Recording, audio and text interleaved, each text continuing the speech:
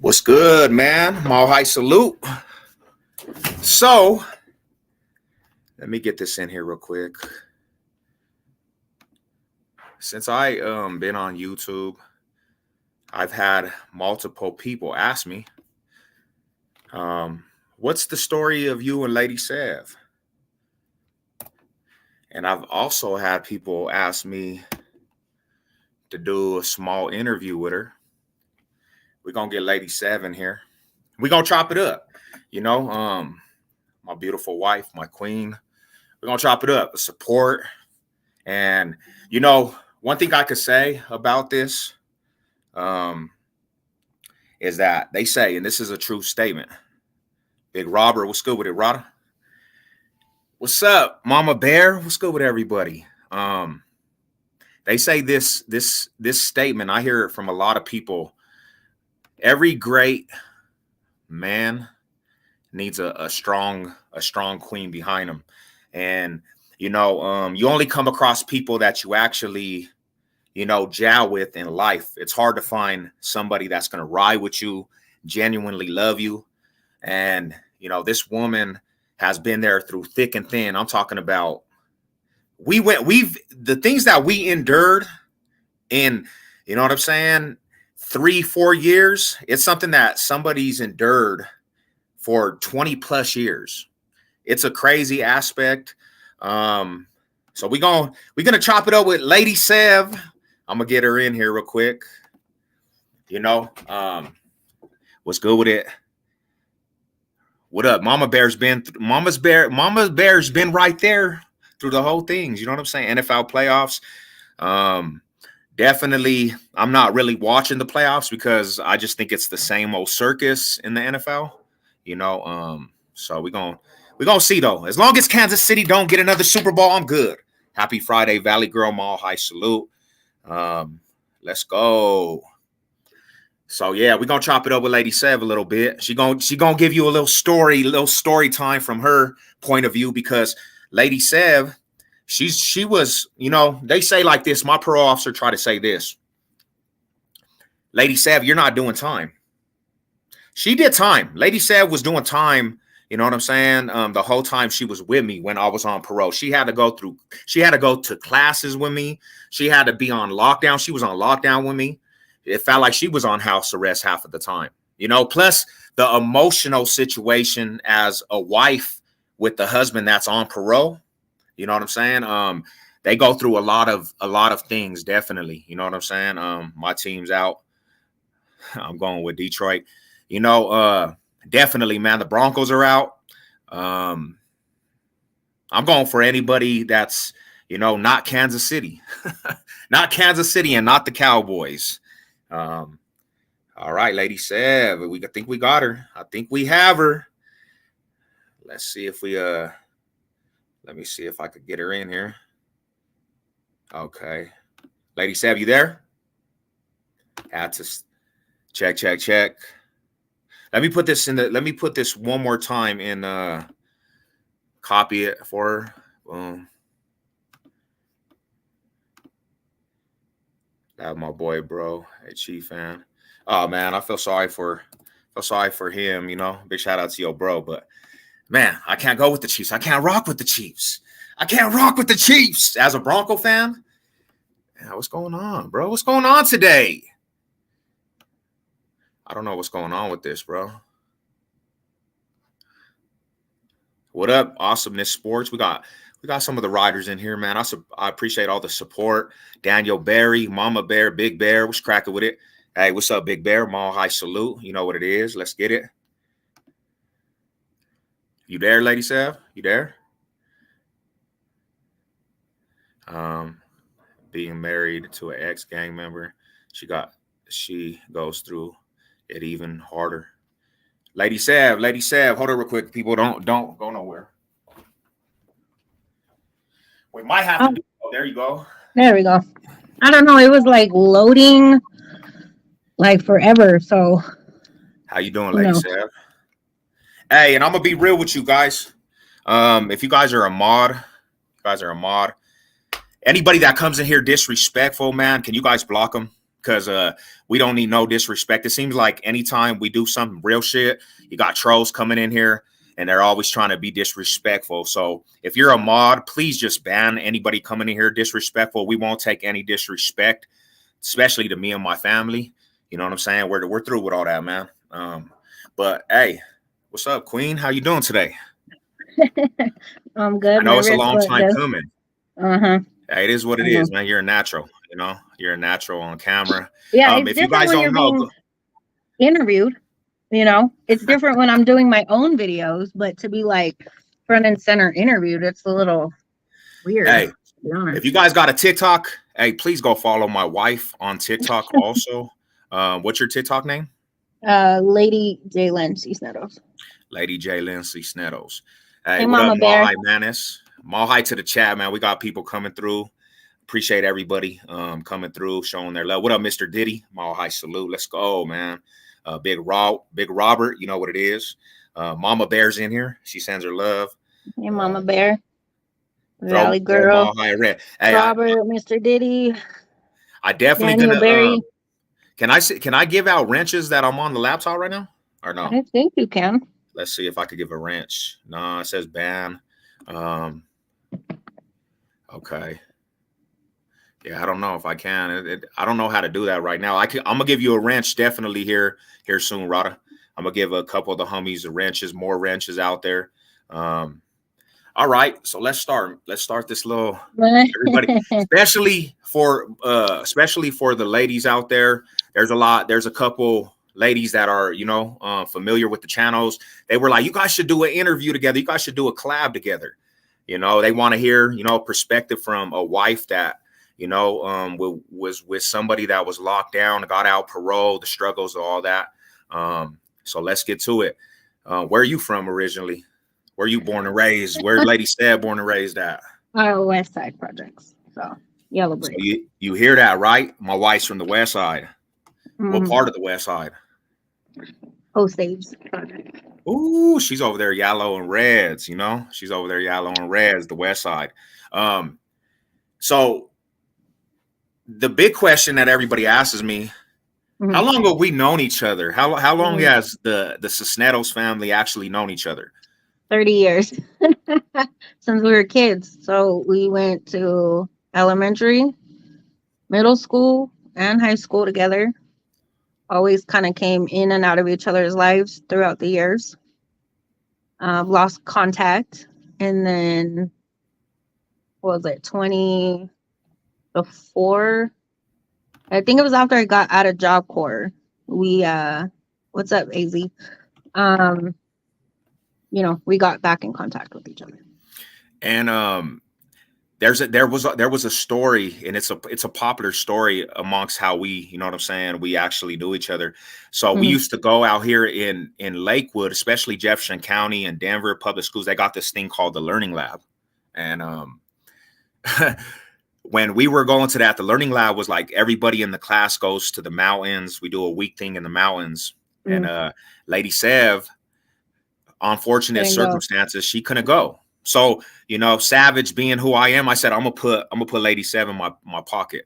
I was like, you have to understand, I'm tiny, like I'm 4'11". So back then in elementary school, I was like really small. Like I was very small little girl. So, and, circumstances prevented me from going, which I don't really feel like getting into, but I was very sad because I was the only sixth grader that was going to be in a fourth grade class for the week. Yeah. And I was crying. I didn't want to stay. And John, Sev was like, hey, what's wrong? And I told him I couldn't go. And he's like, I'll put you in my back pocket. He's like, I was like, I don't have any clothes. He's like, I'll share my clothes with you. Like, that's the kind of man he has always been since he was a little boy. So, like, I was the only girl back in elementary school. Like, Sev used to like plaster his hair to his head, like a helmet. Like he would put, and Mama Bear can contest to this. So, he would like seriously just, plaster it. Like so much gel, so much hairspray, like a gallon of hairspray. And sure enough, he would have like, guys get these like white streaks down their face You of remember the old school sweat. people? You remember that old school slick back? I put a lot of gel, okay? But I was the only girl that could be like all these females like loved him. Like they were in love with him. And sure enough, they would all be trying to wipe his face and they were like he was like, no, no, no, no. And I would be like, fool, come over here. Like, you look stupid. Let me wipe your head. And I would wipe it for you. So Yeah. I remember that. She was the only one that would actually, she would come up and, kick me in my shin and say, you're going to wipe your head off. Sure. So later down the road, so that was the start. We knew each other. We were actually good friends in elementary. And we went to school. Middle school, 12, 13-year-old. We were young. And then we went to high school together. So we actually knew each other our whole younger days. Hey, give them the story about, I thought I was slick. I was going to try to go over to the house, get a kiss, and Pops walked in. Wait, hold on. So was this when you were coming to the house to use the phone? Yeah, I thought I was Mr. Casanova, homies. Okay. So that would come and be like, hey, can I use your phone? I got to make a call. And I was like, okay, because, and I can't lie, like, there's no cap here. I've always been in love with John, or I'm sorry, I call him John, but it is what it is. I've always been in love with Sev, like always, like my entire life. There was always something about him that was like etched so deep in my heart, like I couldn't forget. Like, and obviously now, 13 years later, I know why. You know what I mean? But back then, I didn't understand it, obviously, but God knew. God knew why. So he would come over and I would get up. I would feel so special and so excited. And he sat me on his lap and he was like, give me a kiss. The young savage, man. And of course, this is like my first kiss. And so I'm all giddy. And then I remember one day he had a watch on. And so me and a couple of females, we had gotten it because we were playing, what was it, flag football? Oh, yeah, we were playing football. And I remember I caught his flag and I got it and like, boom, we won. So the girls won, but he left his watch on the field and I grabbed it. Well, we were playing keep away with it all day. And one girl gave it to me because she knew we lived close by each other. And long story short, he comes over. He said to Savage get the watch was the lover back. boy. He was a lover boy. Oh, no, he really was. Still is. So he comes by to get his watch and he's like, hey, what you doing? Da, da, da, da, da. And I was like I freaked out because my dad was like super strict father, like no boys, no, we ain't doing none of that. He didn't play none of that. So I thought I was gonna be slick and I had gotten in trouble, so I was grounded. So I was supposed to just go straight in the crib and go to my room. And John and Seth thought my dad was chasing him, but he was chasing me because I started chasing Seth. And Seth was like, he's like, hey, you got my watch? And I was like, no. And then I remembered that I did have it. So I ran down the street trying to get his attention because I forgot I did have it in my backpack. And that was hilarious. So, and funny enough, our dad remembers that. Like, it was hilarious. Yeah. So that kind of is actually the story of like how we actually met. We were going to elementary, went to high school together. And we went to, there was a couple of high schools I went to, but the school we went to was Jefferson High School. And that high school, it was one of the worstest in the Jefferson County district. And we end up going to school together. We end up being at the same school together. Yep. I just sneeze for sure, bro. So later down the road, I get kicked out of Jefferson High School. And we didn't see each other. Me and Lady Yeah. Sev didn't see each other for a minute, right? Long time. I was going through my little stretch at Jefferson High School, back and forth to Denver, and this is when I got involved with a lot of gang banging, a lot of gang banging, and I was even at Jefferson gang banging, and we lost contact. Now there was a time frame that I didn't see you for what, about 5, 6 years. Yeah, like 4 years.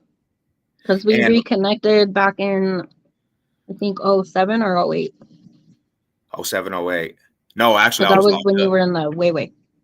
Okay, so how did that go about? Because we didn't see each other. Like, was it just a thing that you were doing your own thing, and we just like, I where's mean, John? I think the last time we had seen each other was, I think, after junior year.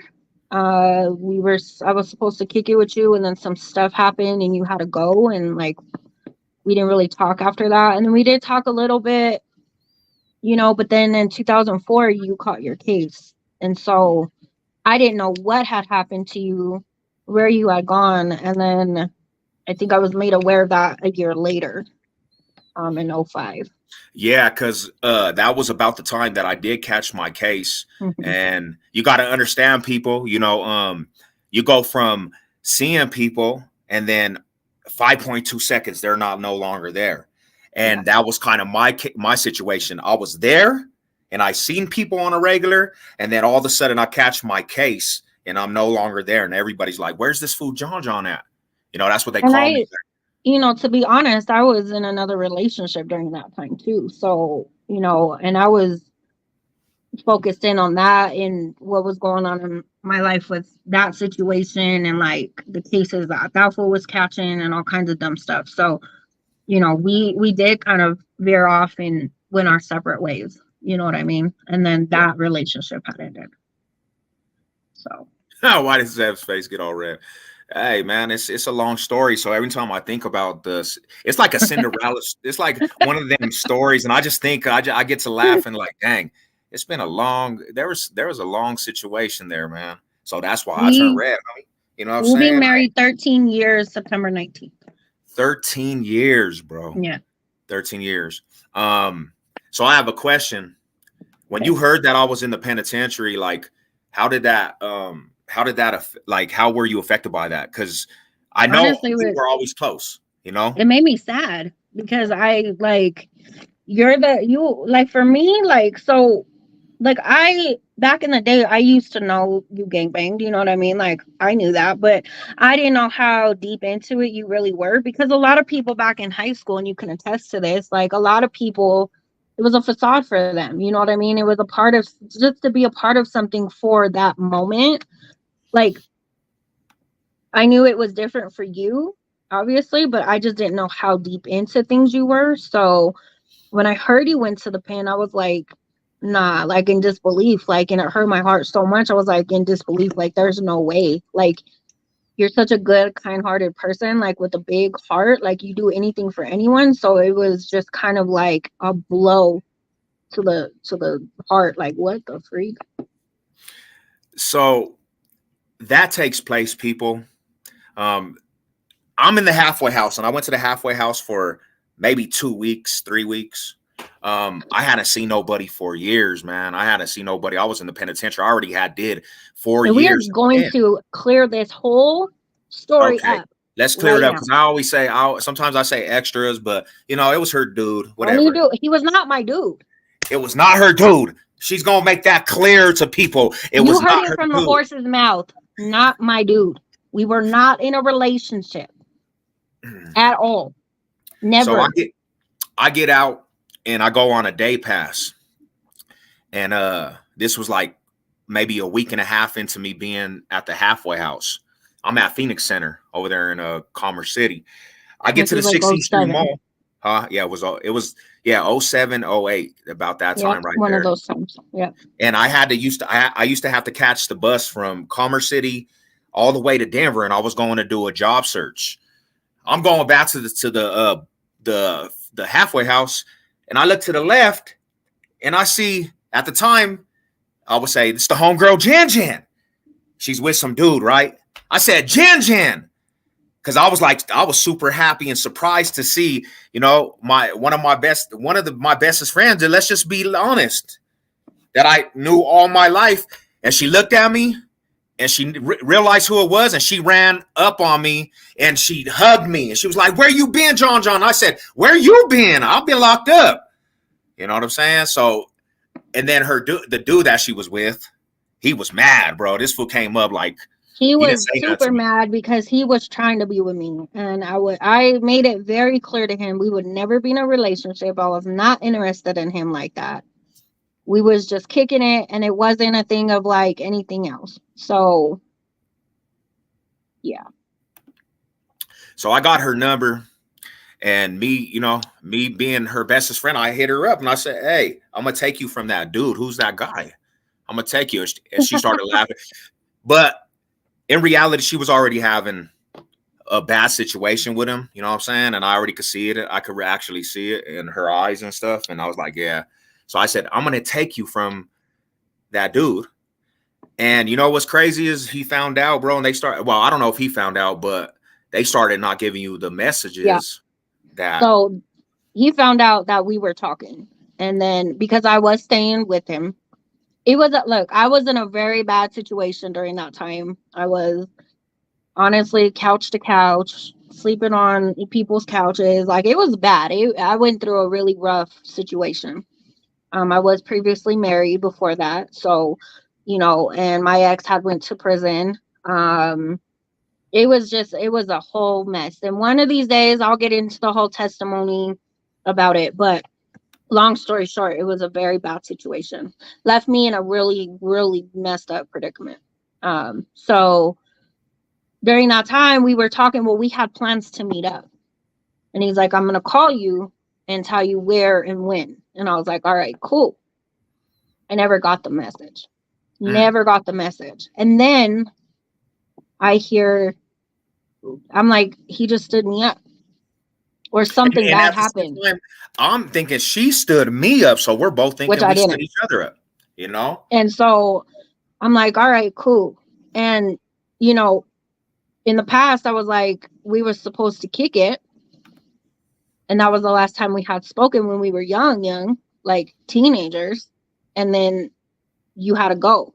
So I thought, in my mind, I was like, all right, cool. He just, I don't know, maybe got cold feet. He's just dissing out. Like, he didn't want to kick it. So I went on with my life. I went to Job Corps. You went back to prison. How was the Job Corps experience? Like, why did you end up going to Job Corps? Why did you end up in the first place going to Job Corps? I was 23 at the time, and it was like, Dad was like, "What do you have to lose?" You know what I mean? Hey, Melissa, I love you. Melissa, you know what it is. So, during that time, it was like, what did I have to lose? I was 23 years old. Like, I didn't have a GED. I dropped out of high school. Like, I had nothing to show for myself. So I was like, you know what? F it. Like, I ain't got nothing down here anyway. So let me go do that. And, I completed a 2-year program in 9.5 months. Big shout out to that. That's hard. I went for business admin and I got my GED. And I'm telling you, like, Job Corps was one of the hardest things I ever did. The first 4 months there, I would not program. You were doing the defiant thing. Like, I'm not going to program. I don't want to do this. You're a grown adult, and a lot of the youth that were there were between 16 to 18 years old. Yeah. I was one of the oldest students there. So long story short, when I started applying myself to the program, I made big strides. I became top 5 in my dorm. I graduated with like what they call a gold jacket. Like, I did really good. You know what I'm saying? Yeah, it's true. Oh, okay. But what was awesome about that experience was I was able to make an impact on the youth life. Amen to that. Like a lot of the young ladies that were coming from juvenile detention to Job Corps, or a lot of their parents that had signed off their parental rights to Job Corps during that time. It was cool. And, I still speak after 10, 11 years to some of these girls that I went to Job Corps with over 10 years. Yeah. You made an impact, especially because like the thing about it is that when it comes to the spiritual aspect of a woman, Lady Sev she's fully with that, man. So she's an inspiration to a lot of younger females, definitely. So Love you, Mama Bear.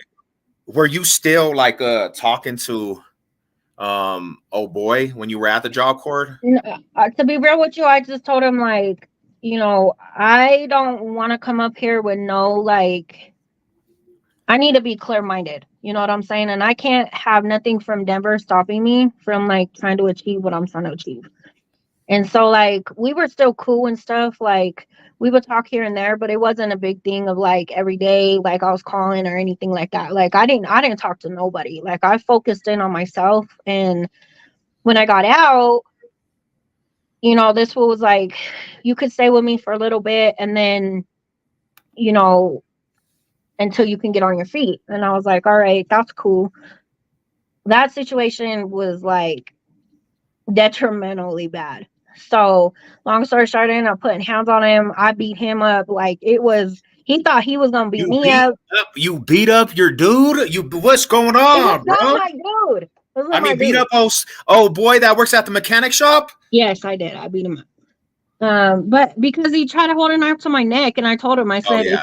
if you're gonna threaten me like that, you better do something, because if I get out of this, like he tried to hold me hostage in a bathroom, like it was a whole crazy situation, like, and I ended up swinging. I wasn't gonna come out not swinging, so I ended up getting out of that situation. I stayed with my homegirl.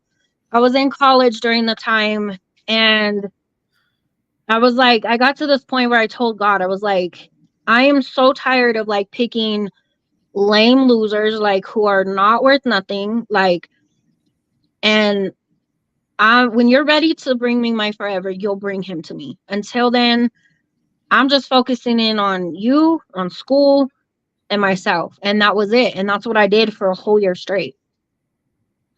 And then out of nowhere, you pop into my mind. So weeks. basically, was that before we seen each other on the 16th Street Mall? Because this was after. Okay, so this was after. Yeah, this was years after. And that goes to show you, man, prayer and just giving it to God in his hands, it was his destiny for all this. That's why, like, I not to bring the spiritual sense, but it has to be in God's timing. It has to be in his foundation. It has to be his works in order to get a real marriage in a spiritual aspect. And that's kind of what took place. She prayed and she told God, I'm gonna leave it up to you. So how did it get about that we started communicating again? Because I went back to the penitentiary. Okay, so like I said, for like a few weeks straight, every day you were like heavy on my mind, on my heart. So I was like, all right, let me look this fool up in DOC, inmate locator, and see if he's there. And sure enough, boom, you were there. Got your DOC number, and I wrote you a letter. And I know, like, you had opened up to me about your ex later on. And so you were like, you had cut off all communication with her. So you were like, tell me something only you and I would know. And so that story that you first opened up with was the same story I wrote you. And it went from there. And it was crazy because the reason why I had asked her also is because so she knows me as John. That's what everybody used to call me. Let's just get to it. Everybody said John. That was my name back in high school. Well, I called her Jen. John and Jen. It was a stupid nickname. It was our nickname. Dumb nickname. So we had a homegirl also. My homegirl, she was another Jen. She actually passed away. But I used to call her also Jen. So I wanted to know, like, what Jen is this? And I hope other homegirl, the ex, ain't writing me also. So she hit it right on the head on the nail, and I was like, oh, it's my bestest friend, And I wrote her a letter back, Yep. And then I had called her one night in CMRC Cheyenne Mountain, and I said, hey, where are you going? She said, we're going to the they're gonna do the countdown. You were over there at the countdown on the 16th Street Mall, you know. How long till I was getting out though? That was like almost the time frame I was MRDing, We mandatory talked release for date. like a year before you got out. Hey, they say like this, bro. They say once you really thug it and you really find somebody and you start looking like each other. We got green eyes. Stop hating. Don't hate on us, homie. You know what I'm saying? They also say when you have a dog after a couple years, you're gonna start looking like your dog, bro. I love you, cousin. That's so true, though. That's such a true statement. Bro, tell me why every time we like take a picture on Snapchat or we do those stupid filters, like I'll put like a dude filter on my face and I look like him, and then we mess around with the female filter and he looks like me, and I'm like, bro, why do we look like each other? We start cracking up. So true, though. So That's true. hilarious. We do got green eyes. We both got green eyes. You know, That same colored eyes, like never are different anytime. that's the only reason why the homie said that. You know what I'm saying? So I am RD. And when I am RD, they give you $100 out the gate, out of prison.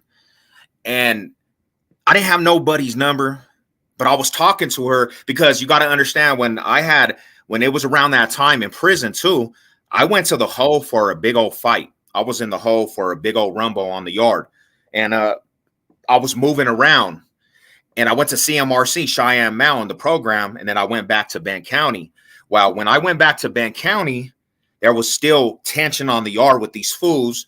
And, you know, honestly, my whole situation in prison at the end of my stay, it was like real hectic. So I didn't even know your contact before I got out. I lost your contact number. And I had hit a message to get to mom. And I said, hey, you know, I'm back in Bent County. I don't have no money. You know, right away, bestest friend, wife, queen, she sends me $100 off top. And I said, you know, that hit me because she knew I was getting out, but she started writing like, yeah, this is my best friend, John. And at the time we were bestest friend, you know, we were not in a relationship, but I think honestly, God was welding us together and it already felt like a relationship. It already felt like we were actually, you know, in the spiritual aspect. But, you know, for me, it was like I've already been through one bad relationship that was in jail. And that's how I ended up getting married the first time, like a moron. Yeah. So it was like I was already aware of like jail talk and how that worked. And so, you know, for me, I wanted to believe a lot of things you said. And I actually did wholeheartedly believe what you said. But then it was hard for me because I'm like, is he just saying this stuff in the moment, or is it one of those things where it's like it's real? And the only way I was gonna know was, you know, when you got out. So yeah, that was an interesting time because like I lost the contact and I was like, how am I gonna get a hold of her? So I get out and like I said, they give you $100. They send me to the hotel for some vouchers. And my Mama Bear's in here. I said, I know where she works. I didn't even have Mama Bear's contact. So I surprised Mama Bear. And I go to her work right out the penitentiary, right out the, you know, MRDN. And I said, hey, Mama Bear, me and Mama Bear went to go get something to eat. I surprised Mom. And she gave me your contact. Yeah. Didn't even know you guys were actually talking like this. Didn't know you guys were like actually talking. Hey, we got since Mama Bear's in the chat, we got to tell what's the story where you went over there and Mama Bear was cleaning the floor. Okay, so like, she hits me up one night and she's like, hey, what are you doing? I would love to meet you, blah, blah, blah, you know, this and that and the third. So I'm like, all right, yeah, cool. I get out of school at 6:30. I could be over there by like 7, something like that. So take the bus up there, walk up to where she lives. Well, she ended up living in the same apartment complex that Dad lived in. Oh, wow. And I was like, oh, this is interesting. So I go over there and I knock on the door. She comes to the door, these yellow, brightest yellow rubber gloves like I had ever seen. And I sit down at her table and we're talking, and she is scrubbing the crap out of her stove. And And it was just a friendship blossomed from there. So like she asked me about myself, how we knew each other, this and that. And I remember one conversation we were having, and I was laughing as a joke. Didn't even Yeah. realize I had actually spoke it into existence. But I said, "Hey, you never know, you might be speaking to your future daughter-in-law," as a joke. Ooh, you And speak she stuff. laughed, and then boom, here we are. And that goes to show you speak stuff into existence, people. Your mouth, your words, it can break somebody. It can actually help somebody. It can speak truth. It can speak life into somebody's life. So she spoke it into existence. And here we are, 13 years. 13 years. So I get her number. I get from my mom. I get Lady Sev's number. Because I was like, man, that was one person I really wanted to chop it up with. But I didn't even know Lady Sev actually she had got a brand new Dodge Stratus. She went to go get a Dodge Stratus, and she was going to pick me up from And I told him City. that, though. I didn't even put it together because I'm just happy to get out. I didn't know you were going to actually come pick me up all the way in Kansas City. I told you on the last phone call we had, because you wouldn't tell me when your MRD was. And so I told you that I was going to get a car and come and get you when you got out, when you got released. Yeah. But I never got the call when he was MRDing. I didn't know, because I didn't really know I was MRDing because I was in the hole. I was like, they were telling me different days. And then they finally came and got me like, hey, you wrap it up. You're going home. MRD, mandatory release date. So I got that number. I went back to the hotel because like I needed to get in contact with people. And then I started calling Lady Sev. I blew her up. I'm like, man, she didn't answer. I guess she don't really want to holler at Savage right at this moment. John kept blowing her up. And then finally I get a call back. So in my defense, I was actually jogging around Sloan's Lake because I would jog that lake twice a day, or, with my dog twice around the laps. So I get back to the car. Yes, it was that baby blue one. Remember? Blue Dodge Stratus, Rada. So long story short, I have like 30 missed calls, a million voicemails. I'm like, what the heck? And my homie at that time, he's like, dang, somebody really wants to get a hold of you. And I was like, yeah, I know. Hopefully it's not an emergency. So as I call my voicemail to see who's blowing me up, I get that same number calls again on the other line. And boom, it's John. And I'm like, hey, what are you doing? I want to talk to you, blah, blah, blah. Long story short, he's like, what are you doing tonight? I said, well, I have to go to school. And he's like, what are you doing after school? And I said, hold up, bro. Are you out? And he was like, I'm home. Yeah. And I like screamed. I was so excited. Like, I was like, yeah. I'll come see you. But I have school. Let me tell you, when I tell you this, I did not get ready when I used to go to school. I mean, the reason why is because I didn't want that kind of attention. I didn't want fools hollering at me. I didn't want to bring that attention. I meant what I said to God.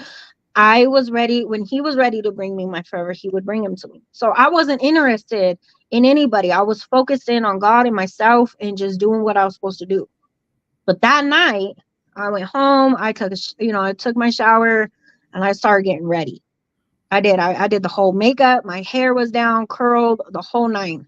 Get to school and everybody's like, and my homegirl, she was the only one I talked to about him in class. So she knew you were home. Even my teacher was like, dang, you got a hot date or what? Because he never seen me dressed up like that. I mean, I would wear mascara, but that was about it. Yeah. And then boom, I went and saw you. Went and my saw heart me. sank. And it was crazy because I hadn't seen her in so many years. And the last time we see each other, it was in the halfway house. It was like on crazy standings. She comes to the hotel, and actually, to be honest, I'm gonna be real with you. From that day forth, we started kicking it, and we've been in this road, this journey all the way together. Now, this is where the storms came, because we end up really getting serious. We end up riding together. And for me at the time, I'm gonna be truthful, it was like I really didn't have too much in the corner of people that was writing besides mom and, you know, Lady Sev. And it was a big thing that opened my eyes. Like, you know, this was a person I was praying for also, you know, and we started writing tough, and we went through hella storm, especially on the parole aspect. Yeah. How did that, how, like, when I got out and I was on parole, how did you like take on to that? How was that a pressure on your neck? Because I know a lot of people, they ask, you were on parole, you stayed in, you know what I'm saying? You came in, curfew, all that stuff. How did that parole affect you? So I think for myself, when I went with you to your first parole meeting, um, and he had assigned me your sponsor, basically meaning to keep, you know, to keep you positive, to keep you like how keep you out of trouble, all of these things. Um,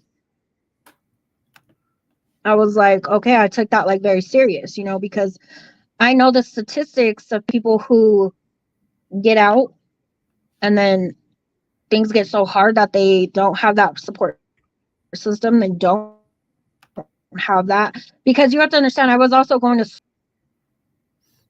What the heck? Hold up. Wait up. Nah, we tripping. Oh, I was about to say, let's get her back in, man. I was about to say, is YouTube trying to rip this apart?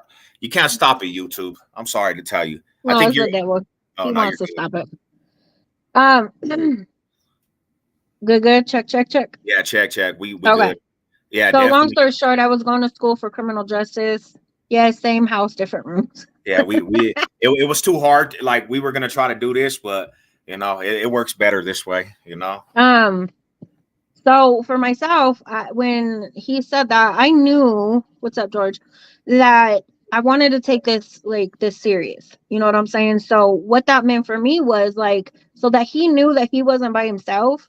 I was willing to go on a curfew with you. I was willing to basically give up part of my freedom to commit to this relationship and to commit to being that positive role model as much as I could be, to like let him see that he could do this and that he could have something better for himself, because what I saw in him, he didn't see in himself. You know what I'm Mm. saying? I saw What things do you mean deeper. by that? Because I hear that a lot. Like, what do you kind of mean by that? Like, okay, so like for you, like, you know, you were like super crip, like you were the hardest thing in the world, and that was your identity. For Mm. me, that's not what I saw when I saw you. You know, Oh, amen. when I've looked at you, I would always go back to that little boy mentality of like the kid mentality of like who I knew before the gang banging, before all of that, you know, manifested in you. So it's like the kind-hearted, good person, smart, like one of the smartest men I've ever known. Like Yeah. you're intelligent. Like I saw more in you than you saw of yourself. You know Oh, what I'm that's saying? deep. And one big reason what she's talking about when she says, you know, you were a super crip also is because, like, I had a lot of, to be real with you, and I was speaking on this yesterday, I had homies, baby homies, little Sevs, and they looked up to me, and I had a responsibility. And I always, to be honest, for a big part of our relationship, them dudes, I'm gonna be real with you, man. And this was a prayer aspect that she was praying into existence. At times, I put that in front of Lady Sev. You know, Mm-hmm. at times I would be like, the neighborhood comes before anything. Yep. And you know, I've had stern conversations like, nah, this is what it is. You know, I kind of am at that time, I kind of was like, you kind of joined up with this, which she didn't. You know what I'm saying? But in my mindset, I'm like, yeah, homie, like, this is what it is. You know, and the only thing that kept us together was the prayer of God, God's power. He kept us still, because all through that, she still rode. She was still Well, and riding. that was the thing. Like I get asked that all the time. Like, you knew this, you knew that. Like, why didn't you leave? Why didn't you leave that situation? Like, you should always come first. Blah blah blah. My whole thing was, I knew this was from God, and I wasn't going to. I was going to give it everything I had Mm, until. God told me otherwise. That's how serious I was about trying to be a good steward, like a good follower of Jesus Christ. Because for Amen. myself, until God told me to move, I just had to deal with it. And a lot of people don't understand that mindset, and that's okay. It's what worked for me because I knew God had a bigger purpose for us, even in the times where I felt like, man, maybe this isn't going to work out. Well, Maybe because we've had a lot of times like that during those times. yeah, we had a lot of trials and tribulation, guy, where both of us were just like, I don't think this is We're gonna done. work. Yeah. But God, when God has something, He's gonna keep it going. It doesn't matter what you feel, He's gonna Yeah. keep it going. But that comes from the prayer aspect. That comes from, Him being actually, because with all of it, even me gang banging, I was still a spiritual person, bro. I was still a spiritual person. And she was a prayer warrior, like they said. And that was the center of our relationship. Majority of our whole marriage is God. You know what I'm saying? Um, Now let me ask you a question, like, because you didn't come from the aspect of like warfare and all that stuff, and Yeah. and maybe you did, because bro, Bliss. If you guys don't know, this is actually Bliss. This is his big sister. Mhm. Bliss, and he was a gangbanger. We're brothers. We were like that. When it got serious and there was like warfare at the doorstep where you're living and you really didn't experience that in life like that, how did that, like, were you still in that mindset where you on the edge of like, hey, I'm done with this because like it's getting too No, I serious? mean, like for me growing up, I used to fight a lot, so it wasn't like, and I haven't had like people come to my door like crazy, like what we had experienced or gone through, but like I had people try to break in our crib, like we did have things like that going on, because of, bro and stuff. But at the end of the day, it still wasn't like something you like living through, like for Mm, myself, you know what I'm saying? Like it took me 9 years to discipline myself to not react to the way I used to. I had a lot of anger growing up. I didn't have my womb donor around, so that was a huge influence on my life, like not having that and having so much anger that I used to just fight. That's how I dealt with my emotions. So changing that and going from like humble to peaceful living and then going back into like a chaotic like lifestyle was like, dang, bro, like how do I balance this? I continue to be humble, but then, not like I would have to ride for certain situations like I had to, like there was a lot of times I was put in predicaments where I didn't have a choice. Like it was life or death type situation. So it was either like we ride together or like I just punk up and leave. Like, you know what I mean? And yeah. that's just never been in my DNA. I don't just punk up and leave when things get hard. So, you know, I just had to do what we had to do. And see, there's been, like she's talking about and she's speaking on it, there's been situations where, and this is now that I look back on it and I'm more mature and I get a chance to just analyze it. I put her life in danger, put our aspect in danger. I didn't do it personally to be a messed up person, but that's just the life I was living. Like, you got to understand that a big part of our life, I'm an active person. I'm on the front line. So I get out there applying pressure on anybody, and that's kind of how I am, and I don't think. And Yeah. there's been times where there's been crazy stuff, man. Just know. And Lady Seven's in the middle of all of it. Lady Seven is in the middle. There's been times when Lady Seven, not to put you on, but she came out with a big old butcher knife. What's up, like Conan? She about to, you know what I'm saying? Like, because it was just, that's how crazy it was, man.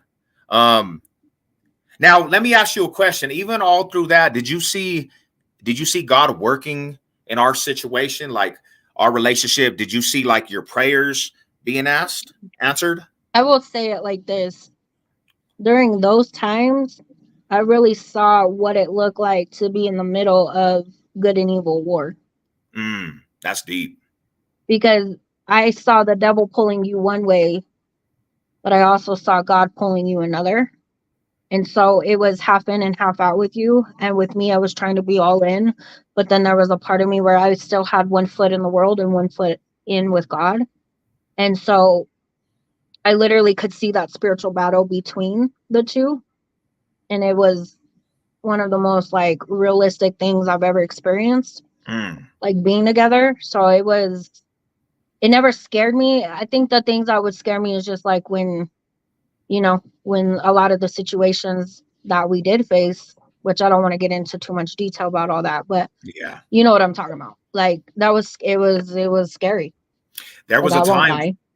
a time frame that you had spoke on. You said every time I would leave the house, you would kind of go into like not anxiety, but you were kind of like, dang, bro, like you didn't know if Bro, I was paranoid because I never knew what we were gonna get into from a day-to-day situation. Like that was just the truth of it. Like yeah, we didn't go to the store. Like when he got out, we would go. Like we would try to do just normal things, like go to the grocery store. And I couldn't even like I started getting to a point where I'm like, dang, bro. Before this, I was never like that. Like I didn't have to worry about going into the store and looking over my shoulder every 2 seconds to see who was going to be tripping with somebody or this or that. And then when we got together, it was like everything flipped. You know what I mean? So, like, yes, it taught me to be more aware of my situations and my surroundings, like, even more. But, yeah, like, it was one of those things where it was like, damn, I don't want to live like this. Like, this is uncomfortable. Like, this isn't a normal way of living. yeah, And that's for anybody. I don't care who you are. Like, that's not normal. You yeah. know what I'm It's saying? I analyze it now, and I'm just like, man, like because it was just a lot of stuff at the doorstep where we rested our head, our household. There, like it popped off everywhere. It popped off right there. I'm talking about we're coming outside and we're seeing people we don't get along with from enemy neighborhoods, and they're down the block, but everybody got families, and it's just a big old rut, and it's walking on eggshells and this and that. So I get off parole. I finally get off parole, and I'm Yeah. gonna tell you the truth. I actually conquered parole more early than Hmm. I was supposed to. I had a 5-year tail, and I got off right in Completed it 3. in 3. Hey, we celebrated. We We did. celebrated to the fullest. We thought that was the biggest accomplishment ever. And Lady Sev was like, she just opened arms to me and said, "Hey, you did it." And I'm going to tell you the truth, if it wasn't for Lady Sev, Mama Bear, and Lady Sev in the corner, I probably would have went back to the penitentiary. And that was a big accomplishment. And the trials and tribulations didn't end after that. No. I'm talking about we've been together for 13 years, for 12.5 years. We went through trials and tribulations and just fully craziness. We left I city, mean, state. we got married 6 months after he got out of prison. 6 months after I And got I out the asked him to penitentiary. marry me. Oh, I yeah, proposed to him. she did. She proposed to me, guys. She did. And he tripped She, out. He was I like, tripped out because I was is like, this for "What? real? This is crazy." Here's Golly. So let me ask you a question. Down the road, was there a time that you just like were at the edge of everything and you just basically said you were like, "Hey, I'm done. I'm done." Was there a time that you were just done? You were like you're gonna throw it out and it was like, I can't do this no more. I mean, there's been multiple times for sure. I mean, we both had them, you know. Yeah. That's not a lie or a secret. Like we both had times where we were like, we're done, I'm throwing in the towel. And then one of us is like, bro, what the heck? Like, no, we can't. Like, so when I was weak in those moments, you were strong. When you were weak in those moments, I was strong. Like, it was always pitter patter. But there was a time, I think, what was it, like 4 years ago? And I think at that moment, the most two times I think I can like really like say that I was ready to just throw in the towel and be done with everything was like 2018. I mean, we had gotten into a really bad argument, and you were just like, you were honest. And that's just the one thing I've always respected about Seb. No matter what it was, he was always honest, throughout elementary, middle school, high school, adulthood, up into our relationship.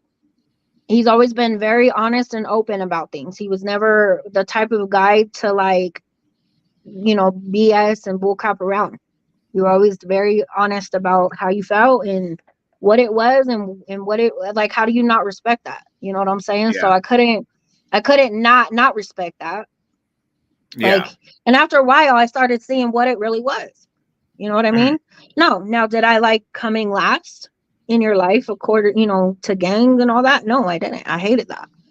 You know, and I still rode with it, and I put you first as I'm supposed to, but it took a long time, and I just continue to pray through that. Like, and I mm. told God, I said, you could remove everything and everyone I love from my life, and I will still choose you every time. And that broke my heart to say that, Dang, because that's deep.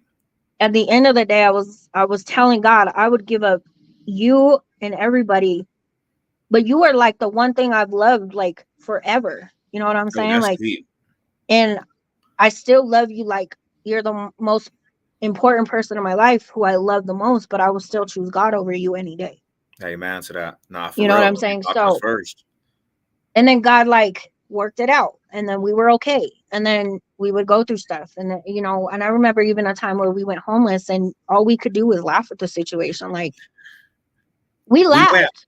Hey, we went homeless. People. Me and I have to her. use the restroom, so I'll be right No, back. you're good. So, yeah, you're good. One big thing. One big thing. I could remember this. We were looking. It was after we had lost our house because we were doing home care for my grandma Roybal. My mom was Mama Bear. We lose our house. I got a good job. It's crazy. I got a good job, paying good money, and I think Mama Bear was getting a new spot, and we were gonna go stay with her till we got on our toes. But I had a good job, and we went homeless. We didn't have anywhere to go. So me and Lady Seb, we go buy a tent. Me and Lady Seb go buy a tent from Walmart, and we start camping out in a tent. The first time, the first aspect, I'm thinking like this is some Bonnie and Clyde shit, bruh. In a tent. We in the back of an apartment complex in a tent, which she could have left the whole situation and she stayed by a rider's side, bro. Um, I was going from tent, I was living in a tent and was going to work at 3 o'clock in the morning and still making work. And then all of a sudden everything started to play in motion. And I analyzed that aspect. I was like, dang, that's crazy, homie. It was a real situation. After that, we head out to Kansas City, Missouri. We've been through the journey in other states, and we've been just in the trenches and the aspect going on, and it's a wild adventure, man. That really showed us how strong me and her were together, because no matter what was going to occur, if we had each other and we had God in the middle of us, nothing could break us, not even a tent. Not even a tent, not even staying in a tent with this my queen. That was not going to break us. And we had to go through that to get where we are. Hey, that was a crazy time because I remember looking for hotels on the Colfax. Bro, you were at work. I remember trying to get warm in mom's storage because it was so cold outside.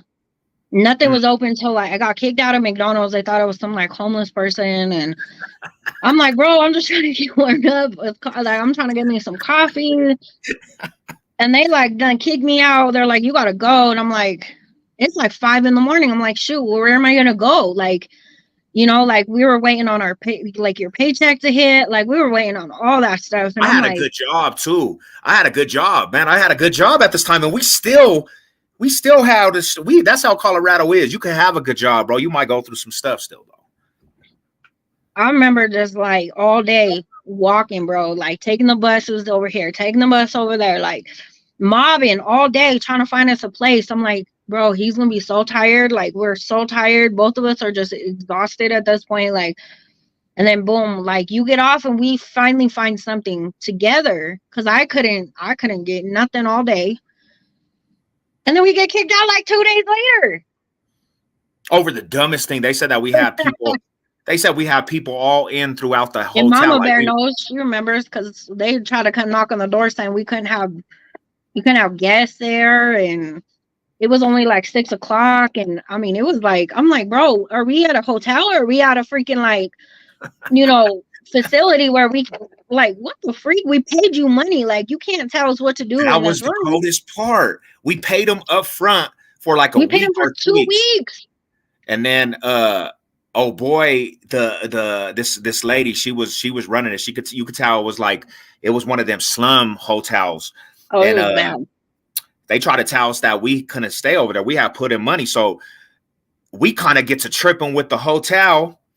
And am I on parole at this time? No, I'm still on parole, ain't I?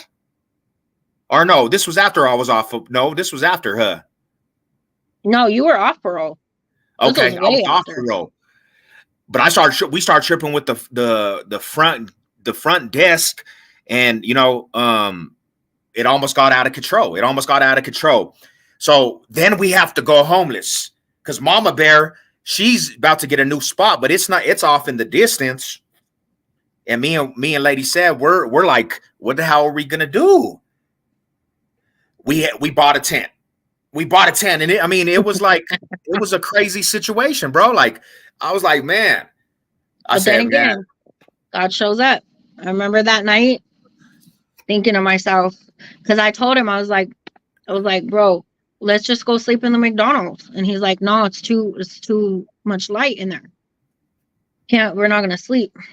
So I'm like, all right. And I don't want to sleep outside, bro. I'm not trying to sleep outside in a tent in the back of our grandma's like apartment complex, but we did.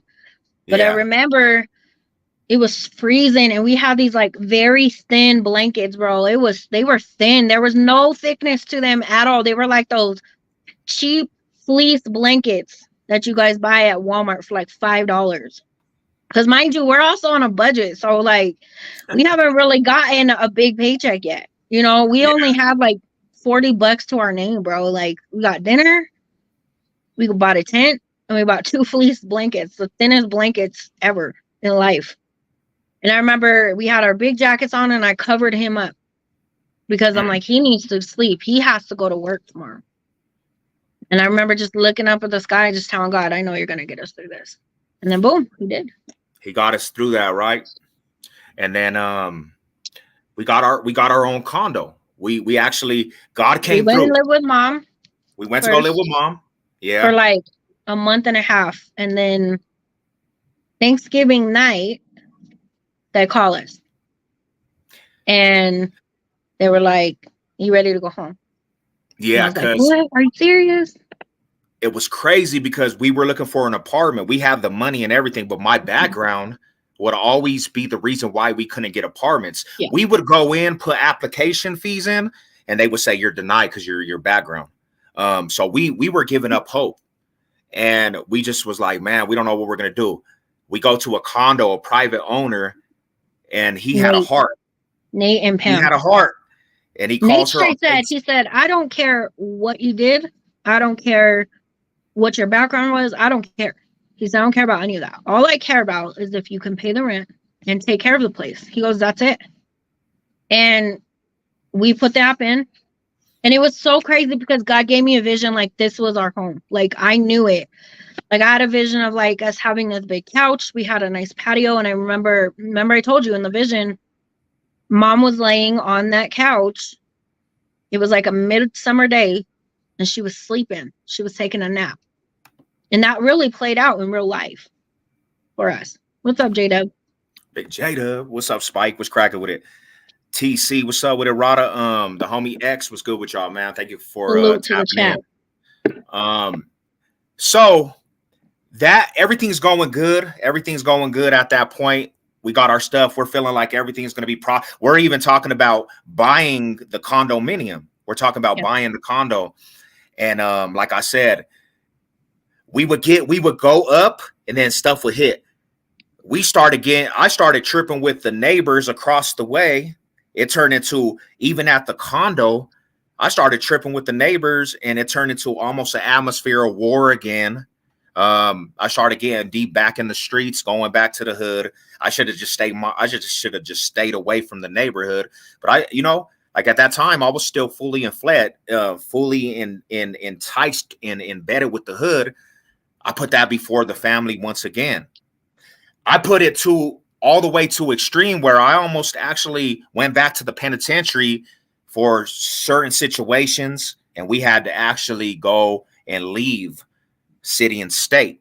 We went to Kansas City, Missouri. That's where you guys hear me say about Kansas City, Missouri, because something out here almost got me time again. I dipped to let stuff. We just tell them how we kind of just left that morning. Like, hey, we're going to Kansas City. We're getting out of Denver. We packed our stuff and then spent the night at mom's, and then we left. Salute. We go out to Kansas City, Missouri. Worst 2 weeks of our life. Worst crazy 2 weeks of the life, bro. Kansas City, Missouri. I don't recommend it to nobody. So call our aunt. She comes and gets us. We go to South Bend. Things are going good. In South Bend, Indiana. And the best advice our dad had given us at the time was, if things are working out there, and you guys are finally on your toes, or doing all this and that, don't come back. Just stay. We were so homesick. Oh, we had to go home.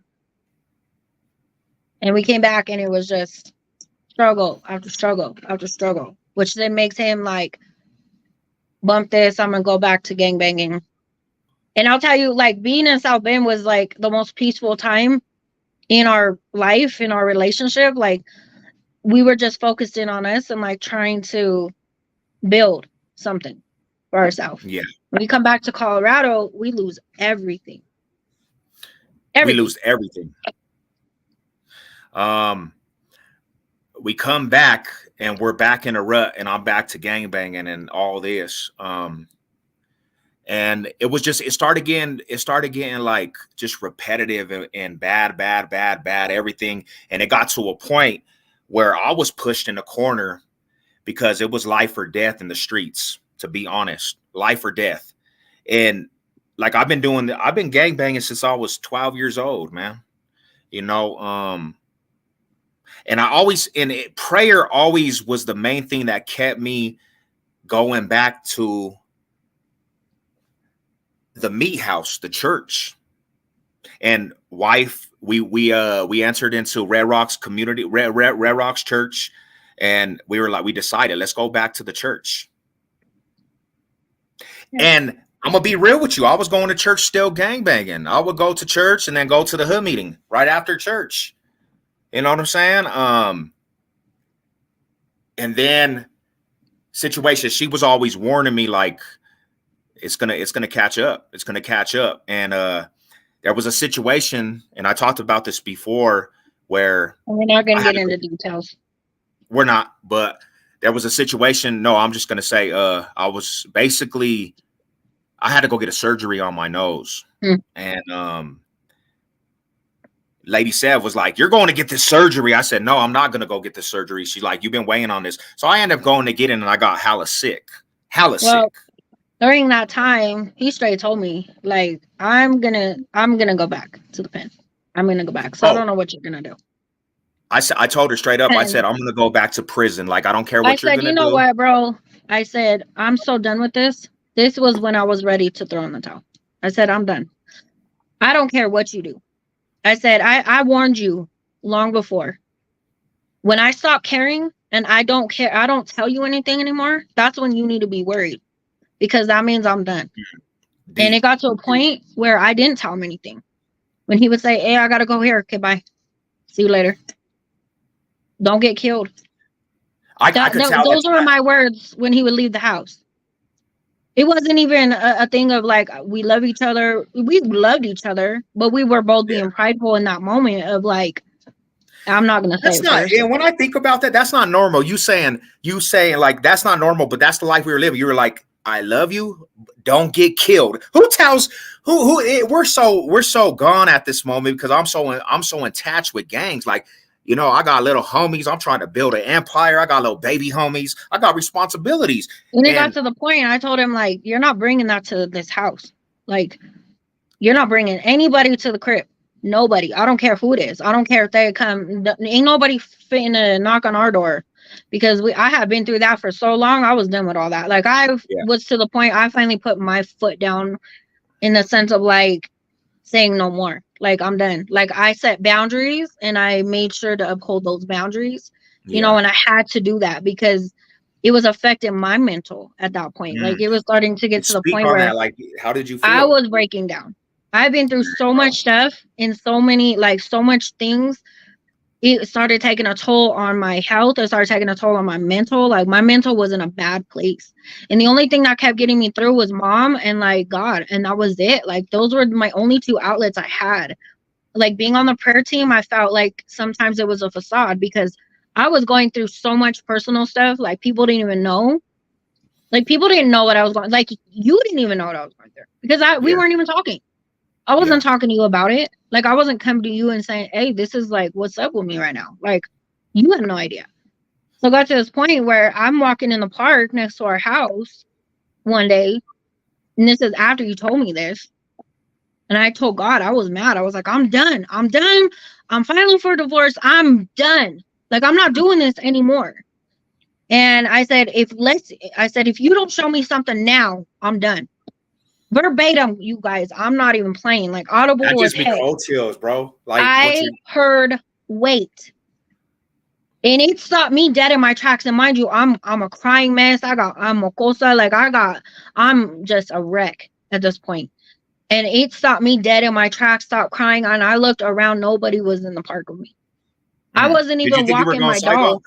Did you think you were going crazy? Oh Like, yeah, I thought I was did going you crazy. I was like, did, what the did I freak? just hear this So voice?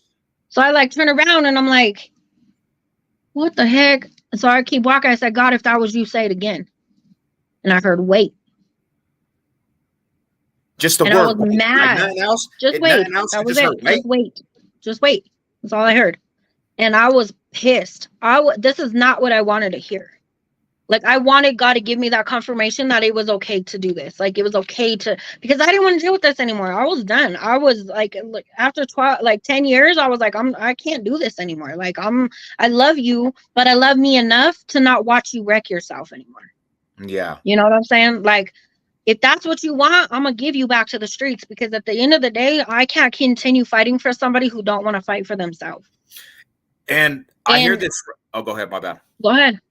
No, go No, ahead. I hear this now, and it's crazy, man. Like the chat, youngsters, if you're watching this, it don't just affect you, man. It affects your loved ones. Like she's telling you, her mental was messed up, bro. When you're, you know, we don't know. We get selfish in our ways, bro. And me here telling her like I don't care about nothing. I'm going back to prison. The person that was writing for me, I told her like you have all ultimatum to either write or just or do what you're gonna do, because I'm going back to the penitentiary. My mind was set. I was gonna put myself in a predicament to go back to the penitentiary, and I was very serious. And I didn't understand how it affects you. Like it really It does got to break the my point heart. where like I would always be there for you. Like I was never gonna give up on you, right? Like whether that meant we were separated or divorced and you went back and got a bid and all that, like I would still ride with you in that Yeah. way, but I couldn't put myself through the heartache anymore. Like I spent sleepless nights crying. Like there would be nights where I didn't sleep at all. Like this fool was out running the streets and it's like 4 or 5 in the morning and I don't know where he's at. I don't know if he's Mm, okay. I'm calling my mom, like, Mom, we need to pray. Like all these things, like it's heart wrenching as a wife who loves her husband so much, who does everything for you. And it's like, it was not, I always felt like, be real, like I always felt like I wasn't enough. yeah. If I'm not enough and he doesn't love his own self enough, how could he love me? Mm, Not that he didn't love me, because he's always loved me. And yeah. I always knew that he loved me. But I also knew I had to look at it from a deeper side of things, where this was a real life situation. This was a real life attachment. It was an addiction. You feel what I'm saying? It was deeper.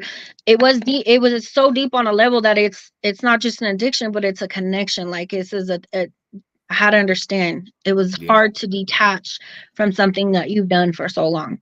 Like for myself, I used to be the person that would never say no.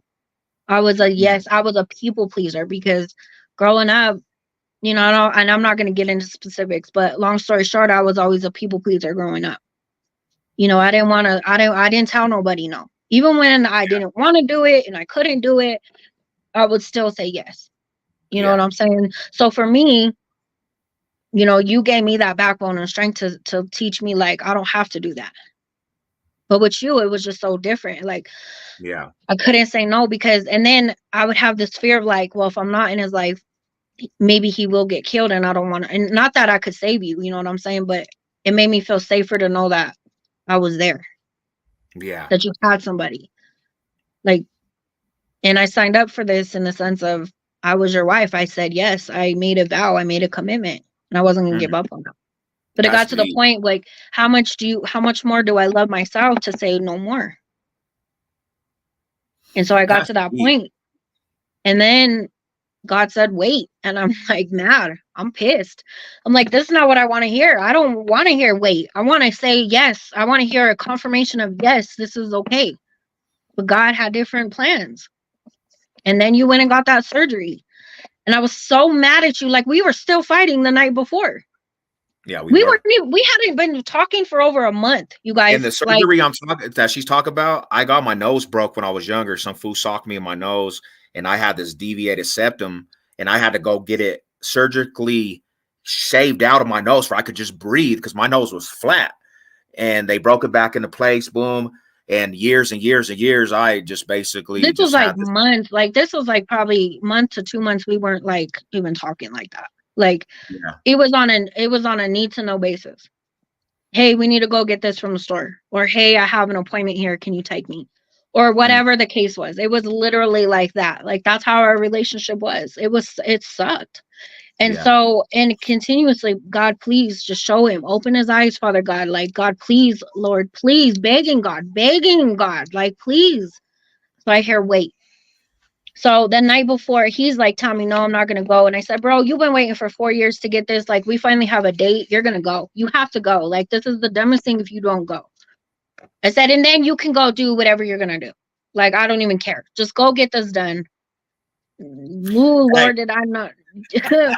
Boy, did we not know what was in store. bro, I've Not been just through. for him, but for us. Like, I, I'm gonna tell you like this. I've been through fighting for my life in the penitentiary, fighting a case that was gonna give me life sentences. I done got shot. I done been through I done been through walking in a unit full of enemigos that hate my neighborhood and having to line up with multiple people in a row, getting jumped, packed out, losing homies, losing family. Bro, I did not know what I was about to get hit with. And I'm gonna tell you like this: it was one of the most scariest times in my life. But at the same time, God has a way of knocking you down to reality, and He brought me to actually being a cradled baby. Bro. I never cried so much in my life. I get the surgery, and all hell broke out with my health, and nobody knew what it was. This surgery caused so much health problems, and I thought I was losing my mind. I thought I was gonna die off this surgery. I had all that stuff that drains from the back of your nose into your stomach, gave me freaking a virus in my stomach, and I got H. pylori virus. I'm losing weight at a fast rate. Mama Bear could attest to this. I'm going to ENT doctors. You know why this happened? It's because God had to really hit me and let me hit rock bottom. And I had to come to him because nobody knew what it was. I never experienced health problems in my life. And it was a point where you got angry at God also and was like, hey, what the heck's going on? And you were like, we didn't know what was going on, you know? yeah. And I remember the night that I actually came to God and I repented for everything. And it was a crazy situation because I started getting insomnia off of it. I'm telling you, people, 2 days of not sleeping because I couldn't breathe, bro. That was more scary than anything I ever experienced in my life. I started hallucinating where I thought I seen figures and shadow people, No, bro. you weren't It got so hallucinating. bad. You Huh? weren't hallucinating. See, Well, what to a people have to normal person. understand Go ahead. is that we were going to go to battle. This was a battle of a lifetime. Like, it got to the point now as your wife, I'm in the background like flabbergasted. What is going on? But this took him out to the point like he's not gangbanging. He's not worried about any of that. Like God had to take him down to a point, drop him to his knees and say, you're gonna obey me. Dude, you will obey. Like, if God has a purpose for you, and I know a lot of people, atheists, they don't even care. Bro, if God has a purpose for you and you have that, I'm called to be a warrior in the spiritual kingdom of God, really. I'm not the most perfect person, but I got that demeanor, like, to actually go against the spiritual sense. And God knows that about me. And he said, hey, you're gonna start recognizing what I got for you. I saved your life from getting shot by the chest. I done saved your life from prison, all that stuff. You gonna listen. And that's what he did. And this was God's warning, his last warning to him, that if you don't stop and change your ways, the outcome is going to be greater than what it's going to cost you, more than what you have ever allowed before. That was going to be his life. Because I remember you were telling me that in prison you had a dream, or it was something that you had a dream, God had given you a vision. Yeah. Of 3 strikes type thing and you're out. And this was his last like play at trying to get your attention. And God didn't do this to be vicious. God didn't allow him or us to go through this to be vicious. He did it out of love. Because when you're his child, at the end of the day, we are his children. And we are defiant, and we fight against it, and we fight against that. And so it's like God is like, okay, I got to sit you down so you can understand, what I'm trying to do in your life. And to this day, like, I'm telling you, bro, I started seeing like being like insomnia. I don't know if people like, some people you're know speaking what to an that is. insomniac here. Yeah. I started really seeing like the spiritual aspect. That's why I know it's not fake, homie, because I started seeing like demonic stuff. It was a big spiritual warfare on my life. And I started seeing like figures. Bro, there was one night started manifesting themselves. It started manifesting where I could see stuff like, and people will say it's a lack of sleep. But bro, I'm not scared of a lot of things, to be truthful. And when you go through something and you experience like pure demonic aspect, and it makes you like have the fear in you, where you're fearing, you're like, oh bro, this is deeper. You understand it's real out there, bro. And I started seeing stuff like that. And you know what's crazy, people? They somehow, to be honest, she was going to a checkup with our primary care doctor, right? And when I go in it, it's not for me. Our primary care doctor asked us how I am. And I told her, I'm not doing well. I don't know what's going on. Nobody knows what's going on. She said, have you been checked for a thing called H. pylori virus? Have you been checked for that? Never heard of it. We never heard of it, right? Mm-hmm. She said, well, let's check you today. We checked it. Sure enough, out of everybody that had manifest, I had it in my system. And then I, of course, have it because it's somehow contagious when you're with your spouse. So I ended up getting the same thing. But it took what?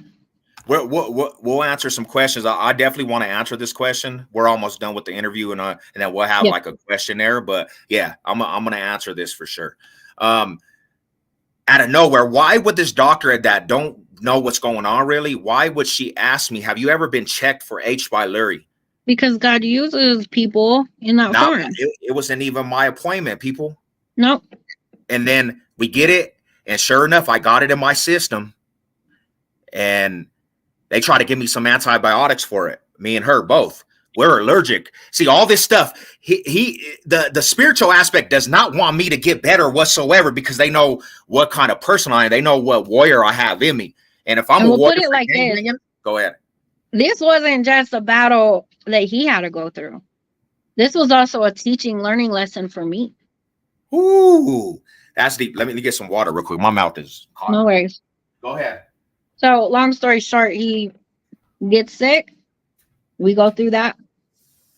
And then he starts understanding what God's trying to do and teach him through that. And so, boom, he gets better. He starts getting better. I mean, he lost 54 pounds in 90 days. That's So not healthy. the cool part about it is people that were Now on I'm my going to get me some channel, water. people that were on my channel, bro, you guys didn't even know when I was on YouTube. I was doing YouTube at this time, and I disappeared from YouTube because of this. I disappear from YouTube because of this. This got so bad, and it's a weakness. It was a weakness, but this is how I felt like I could end it. I'm not gonna lie. You could judge me. I started contemplating because of all the stuff, contemplating suicide, bro.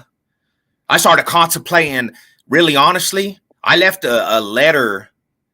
Man, I don't even know if I should be speaking, but I left a letter just to my family. Let's just be in some girl, and I dropped it, and some young people, they found it, and they were so scared. They were so scared. They were like, who we're trying to find, I don't even know these little people. And they're like, we're trying to find John Cisneros. Like, is he okay? Bro, it got bad. It got These bad. little girls were so freaked out. And of course, he doesn't want to tell me what it is. They found this letter. Don't read it, babe. I read it.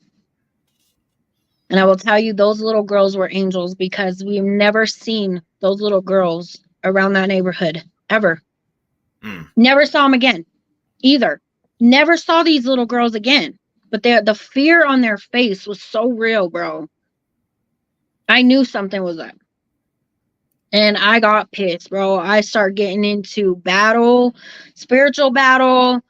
I started getting to a point where he was so sick, I was losing my own faith, in the sense, like, I was mad at God. And I call one of our brothers from church, and I'm telling, he knows what's going on, because I'm asking my whole prayer team to keep us lifted up, keep John lifted up, all of these things. And he said, remember who you are in Christ. And I broke. And I'm in a parking lot in the car, probably looking like a crazy person, screaming, yelling, going to battle. In the name of Jesus, you're not going to have his life. You're not going to have him. And I mean, I went into battle.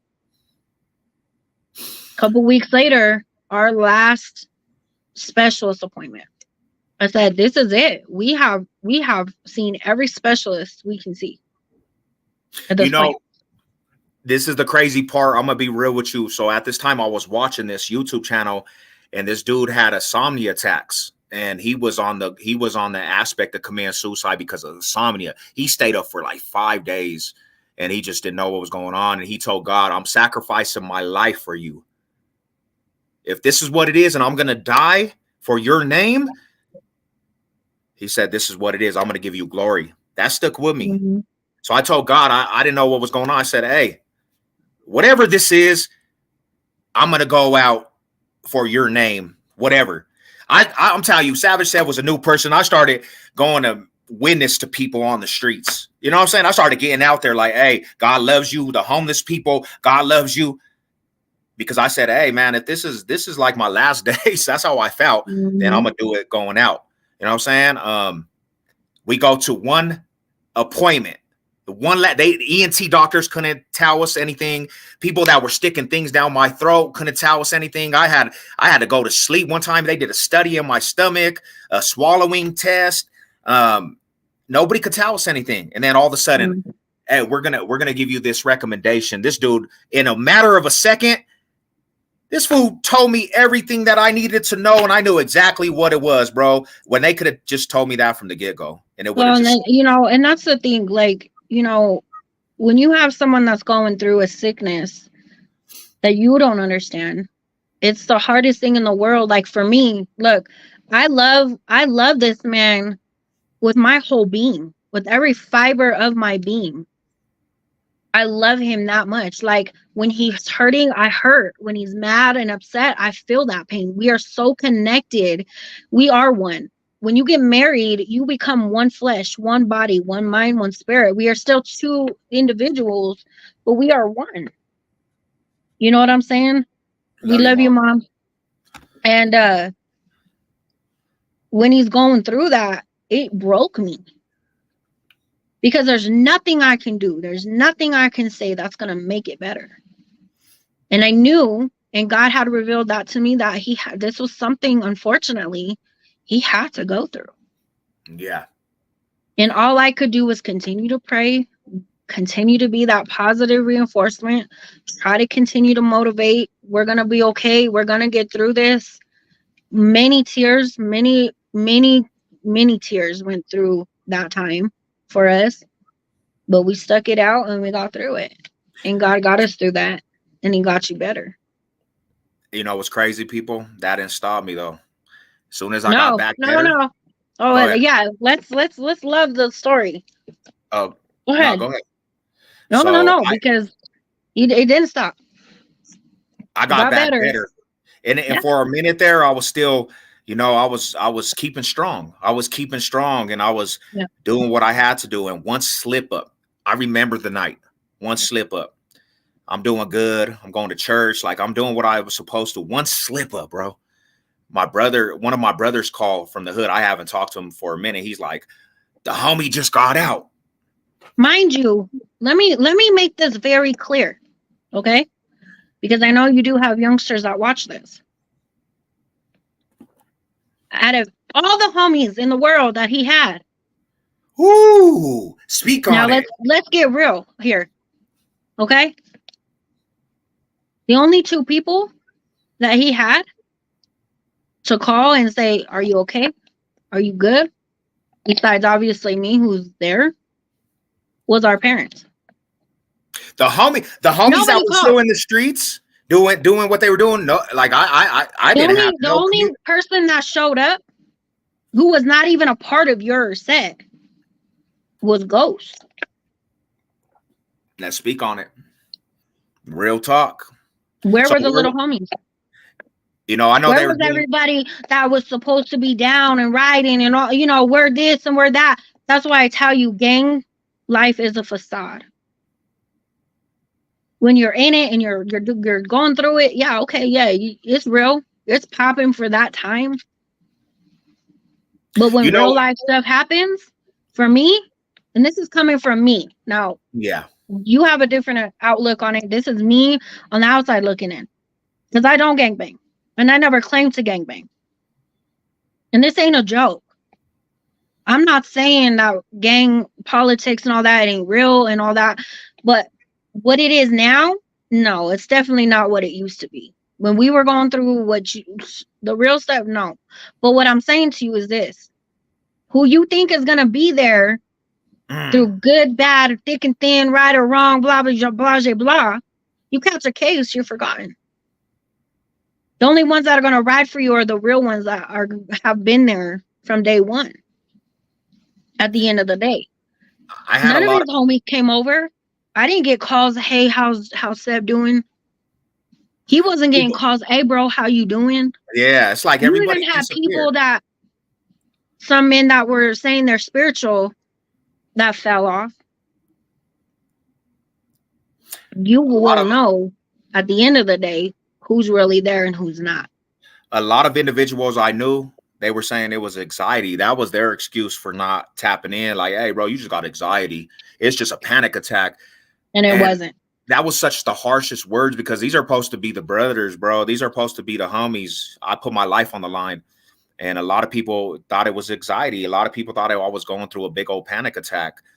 And it wasn't, bro. It came out so there was a disorder because I had swallowing problems too. It was hard for these would get swelled up and I couldn't even swallow half of the time. It was driving me crazy. And I got a disorder in the back of my throat. And yes, exercises cleared this up, make it this stronger, but it was so bad. And it just got to a point where it was only mainly us, me and him and our parents. I mean, that was it. That was all we had. And then we had our big, I call her my big sister. She was there and she was a part of it and she's not a gang member. Yeah. And she would call and check in on him all the time. Hey, bro, how you doing? You doing okay? So when you look at it from a different lens, what you think is real, what you think is what you're putting your whole life into, it don't love you back. And this, you can quote me on this, Sev. How many times did I tell you that? I said, you are so loyal to something who is not loyal back to you. You love something so much To that the does not point, show love back to you. to the point I could be in the middle of family and the people that love me, and I get a phone call and I'm leaving the people that really love me. I'm like, I'm out of here. I gotta go handle business. And it's just like, I love that. And really, honestly, to be honest, it But didn't love. that still was not enough because of how loyal this man is to what he puts his heart to, which was his hood for so long. It didn't matter. God literally got him through that. God used this as a way to show him the snakes in the grass. Mm-hmm. And Amen he to that. still did not take precaution because you know what happened? He got better and he went right back. I got a phone call one night and they were like, the homies out, the homies are over here barbecuing. And in my heart, I knew I should have just stayed strong, but it felt good to the homies hitting me up saying the OG homies are over here.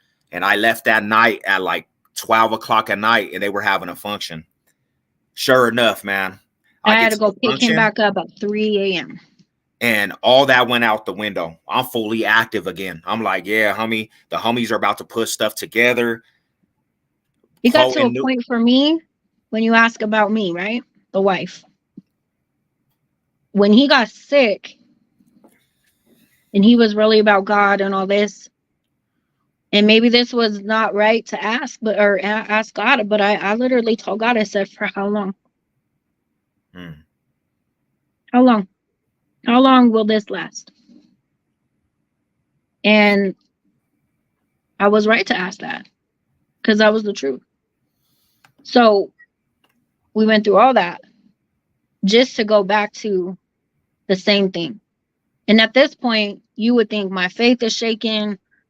At this point, I was just like, you know what, God, I got to let him go and fully give him over to you because there's nothing I can do.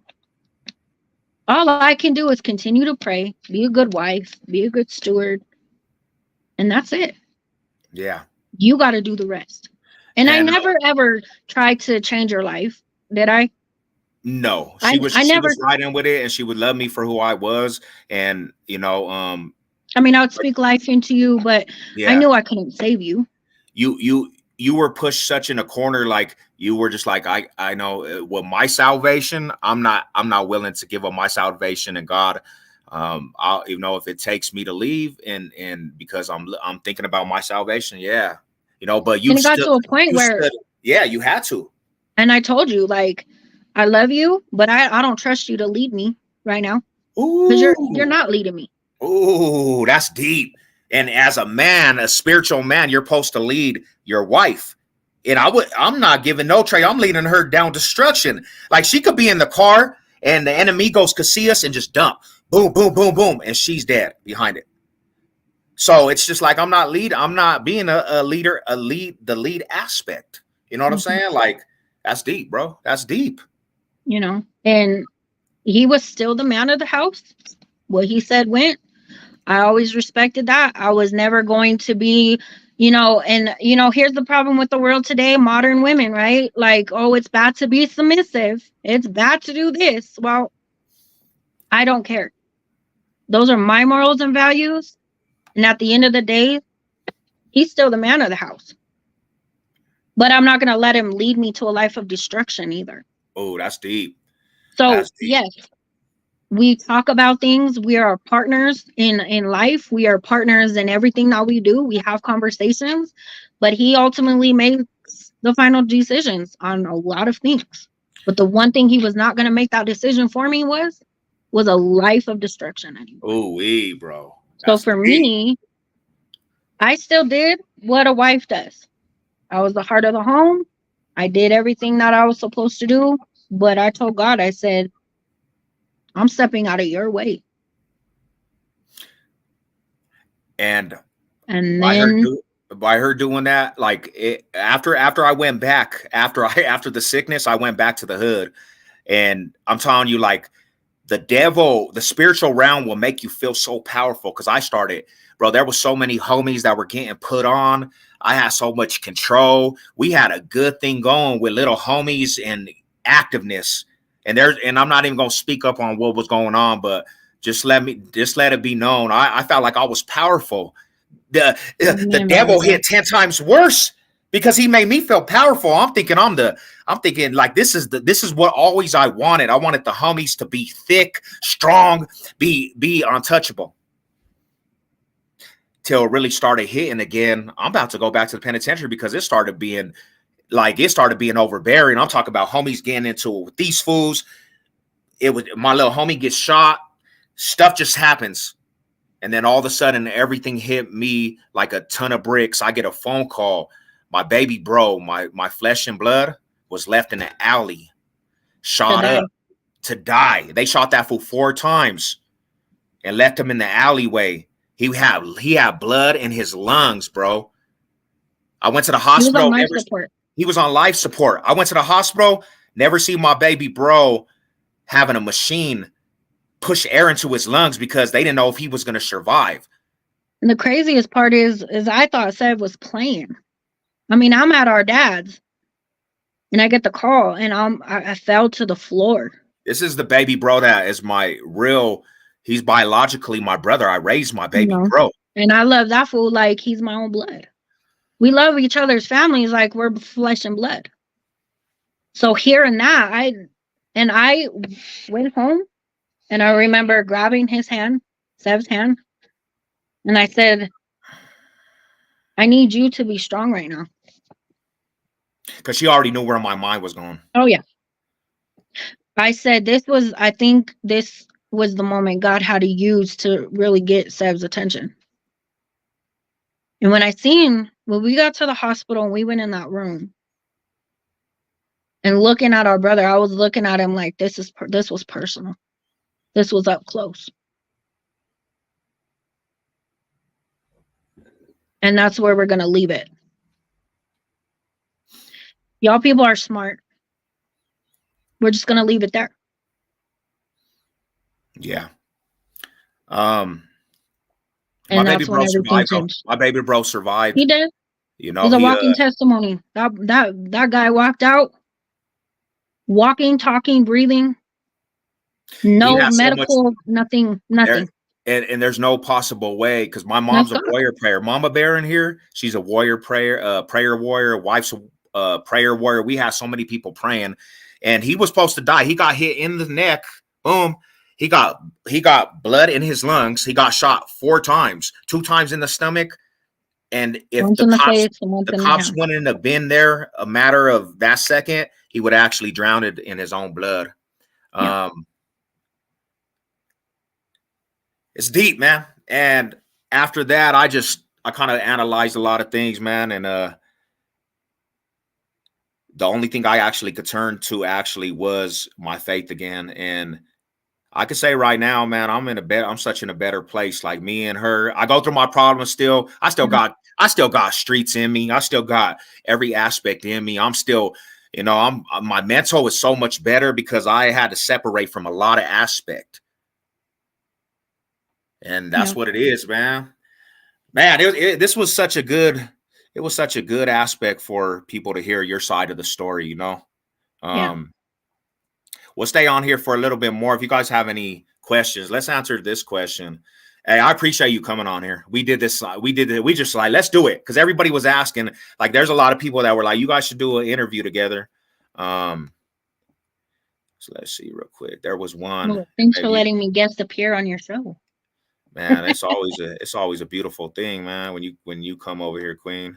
Guys, if you guys are in the Mile High City, guys, please stay warm because it is so cold right now and it's about to drop. It is freezing. So, she'll come back in. Quick question for y'all. Do I personally have to look for God, or would you say he comes to you when he knows you need him? Kind of been in the middle. I'm gonna be real with you, man. You're seeking for something, so God will, he'll get a hold of you.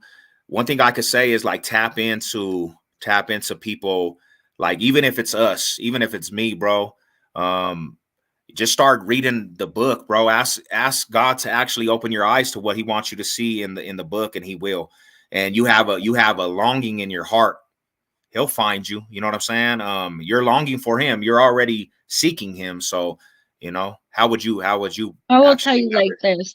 When you're seeking something, it's because God is knocking on the door of your heart. Yeah. And so the more that you're seeking, God will find you, but God's already found you. God's been there the entire time. He's You're never already chosen. not been there. God, 'Cause see, here's the thing people need to understand about God. God is there always. All we have to do is seek him.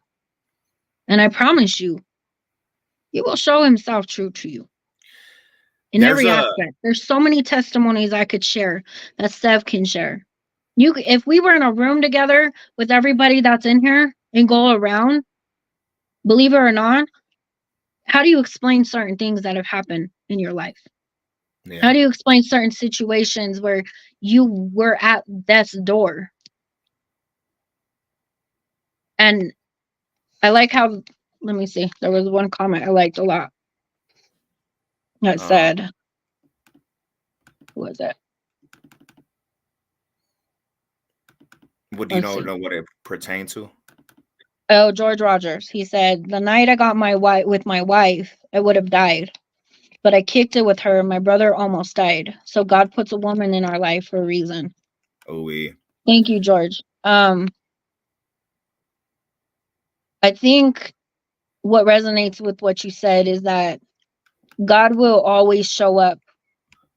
And if you're on the fence, we've all been there. And that's the truth, right? We've all been on the fence. I myself included. There's so many times my faith has been tested, but I know the God that I serve, and he's bigger and bigger than any situation that we could ever face. Period. I want to make this clear too. Like everybody, even if you're not into that aspect of like you're not a spiritual person or this, there's actually a thing called protection. He has a protection on everybody in this chat's life. You guys he still has purpose. There's people out here like, I'm sorry to say it, it's just the evil deeds of their heart. They're not here no more. And he had to take his protection off of people's lives. So a lot of people that are, that just there's not really a chance, and they're so embedded in just evilness. He takes his protection off their life, bro. And that's why some people are not here no more. Everybody in this chat, though, even if you don't believe, even if you're an atheist and you don't love him, he loves you. He has a protection still on your life to get it right, to be honest. That's for me, personally, I feel like it's not even a protection thing. I really believe that God gives us free will. He gives us free will to choose our path and whether we're going to follow him and his plan for our life or we're not. And the reality of it is this, plain and simple, right? God can make any one of us fall to our knees and bow down to him and make us confess that Jesus Christ is Lord. He has the power and the ability to do that. But the truth of the matter is that God is so loving that he gives us a choice of free will. We choose to follow him, and we choose him and a life with him, or we don't. Or we choose a life without him, a life full of destruction and chaos. And so to those things, you ultimately will meet your demise. God, people ask us, well, why do bad things happen in the world? Well, because we do live in a sinful world. We live in a world that is full of hate and sin. But God is a loving, very loving God. He loves everybody. He does not wish to see not one perish, not one person. 13 years, Rada. We've been with each other for 13 years. Hey, thank you guys for tapping in. Man, this was cool. This was cool. The whole side of the car was that's crazy, bro. That's interesting. I was going to be with him, but I went to meet my wife. Wow. See? That's powerful, bro. And I will say this, you are your best advocate when it comes to health and things like that, you guys. You are your best advocate. And if you have a spouse, they are your advocate even more.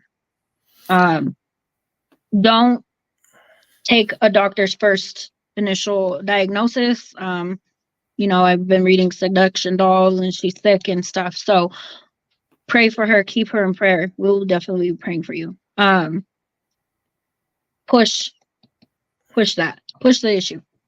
I don't. So, I will say that. homie XXX Raider. I really don't like to say like religion because that's where like the politics of like faith come. Like, I'm not a religious person, bro. No, I'm we're just, I'm non-denominational. just, like they say in my church, we're a big hospital. How do they say that? Like, we're in a big hospital seeking the sick, basically, and yeah, so we don't like to call ourselves religious. We just, Christ followers, honestly, bro, and what he basically, had in the good book. Yeah. Read Spike's comment, right? Which one? But I think I'm ready. Hey, man, to that, man. No, Hey, read the man. one above, the bigger one that he wrote. It's been hard for me to accept God advice, I guess to say, because when my dad passed, my whole world flipped. My persona. My everything. I just wanted revenge, but I'm starting to get tired of that feeling. Yeah, and it wears and tears you, man. It does. It really wears and tears you because I'm gonna tell you like this. Well, my baby bro, my dad got killed too. My baby bro, I wanted revenge, bro. I just carried this hate, or I just had so much hate, and God has this way of working stuff out, and revenge is in His hands, man. Revenge is in God's hands. And I will say like this: I myself, as a Christ follower, wanted the same. I don't wanted to see people suffer, but in the same regard, in my way, in my faith, I know what that brings, and it's not our revenge. God's revenge is swift and it's harsh, and it will not go unnoticed. I promise you that. As much as you may want the revenge, as much as it may give you a moment of gladness or fulfillment, that will last only a minute. But I will tell you like this: God's revenge, it's swift and it is harsh, and it is most gratifying thing when God gives that revenge back. Yeah. And God's revenge is His and His alone, because He warns us, if you fight fire with fire, you live by the sword, you will die by that sword. And that is a real warning to everybody that lives that way. And that is the truth. Yeah. You can agree or disagree with me. I don't really care. I'm not, there's one thing about me and Sev is that we're not here to sugarcoat things for you guys and make it feel all good and bubbly. This walk with God is the hardest walk you will ever do in your life. I promise you. Waking up and choosing Him every day is hard. It is not easy. But I will say it is the most fulfilling and most rewarding aspect of my life every single day. Why? Because I know the only thing I want to hear when I meet my maker is, come, welcome, my good and faithful servant. I don't want to hear, depart from me, for I don't know you. Yeah. So like, let me share a story, and then we'll probably close out. But my grandpa, check it out. And I know, this is a touchy aspect to like some of the family, but my grandpa, he had his looks his whole life, and he used to be a ladies' man and doing what they were doing. He did a lot of people, they would say, dirty. And George, wow. It was crazy because at the end he had cancer and his whole looks went out the window. And saying that, like we say, God's revenge, when you are just a person that just is, it's like real hard-hearted, and you're mean to people and this and that, his his aspect of what he used to have power, his looks and his wealth and all that stuff, in the end, that all disintegrated. God's revenge was there. He didn't have them looks no more. My grandpa's whole jaw was, they had to take my grandpa's jaw out because he had cancer in his neck and everything. And you know what that did? You know, the purpose of that aspect, he gave his life to the Lord at the end of it all. You know what I'm saying? But like we say, God's revenge and in his hands, man, it's a wrath. You know what I'm saying? Look, I'm not going to dissipate like people and what they go through. It's not easy. It's not. Like, Valley Girl, I'm so sorry about your daughter. My condolences go out to you. But I promise you, sis, hang strong to your faith, because the more closer you draw to God, the closer he draws to you. He's right there in the midst of your storm, and I promise you, he's going to get you over this. And George, having cancer, you're a walking testimony, brother. Amen to that, man. 5 months they gave you, and you're still here 5 years later. That's God, bro. All glory to God. Spike, keep holding strong. He's looking out for you. You guys are in our prayers, man. We're taking a list. Doll, you're gonna get through this. Yeah. And we're gonna stand in the gap for you. Like, you're in our prayers. You will be in our prayers. Everybody that I see on here, I'm taking notes. Like, you guys are all in our prayers. And don't let that fool you, because this man right there, and I could go in the room and point at him, but that man, he is a child of God. This guy is a prayer warrior. You talk about me. Well, no, I have no idea. So hold strong to your faith, you guys, because I guess the point of the interview was this. At the end of the day, my final word. I mean, the whole situation, we started out with an interview, just how we grew up.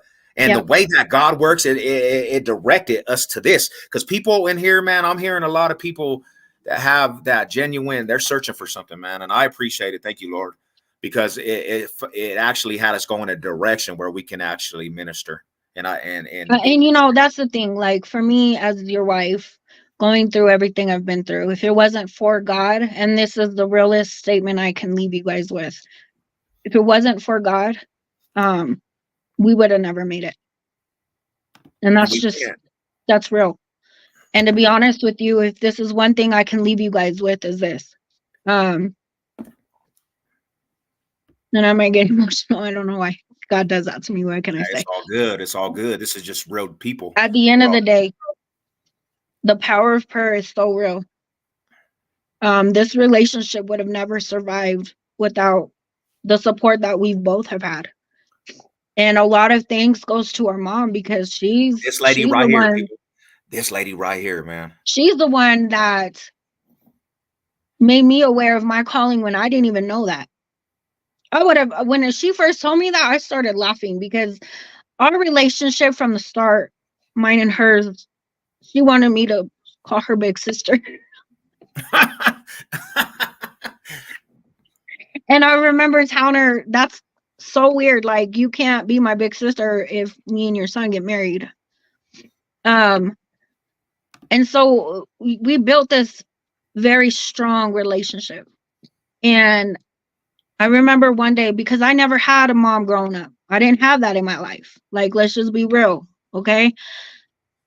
And I was a very angry person. So I remember one day SEV left. We got into a bad fight. Of course, this was normal for us. You know, so it was our first year of marriage. And the long story short was, she wanted to talk about it, and I didn't want to open up to her, because I didn't talk to women like that. And she pushed me up against the wall. And I, you know, in that moment in time, I thought to myself, did she just really push me up against this wall? Like, she done lost her dang mind. And I remember in that instant, I had, you know, two options, because any female that laid her hands on me like that, we were banging. Like, it just was what it was. You feel what I'm saying? But then in that moment, I was like, bro, this is my husband's mom. Yeah. I can't put hands on her. But God used that instance to break my walls down that I didn't know I needed broke down.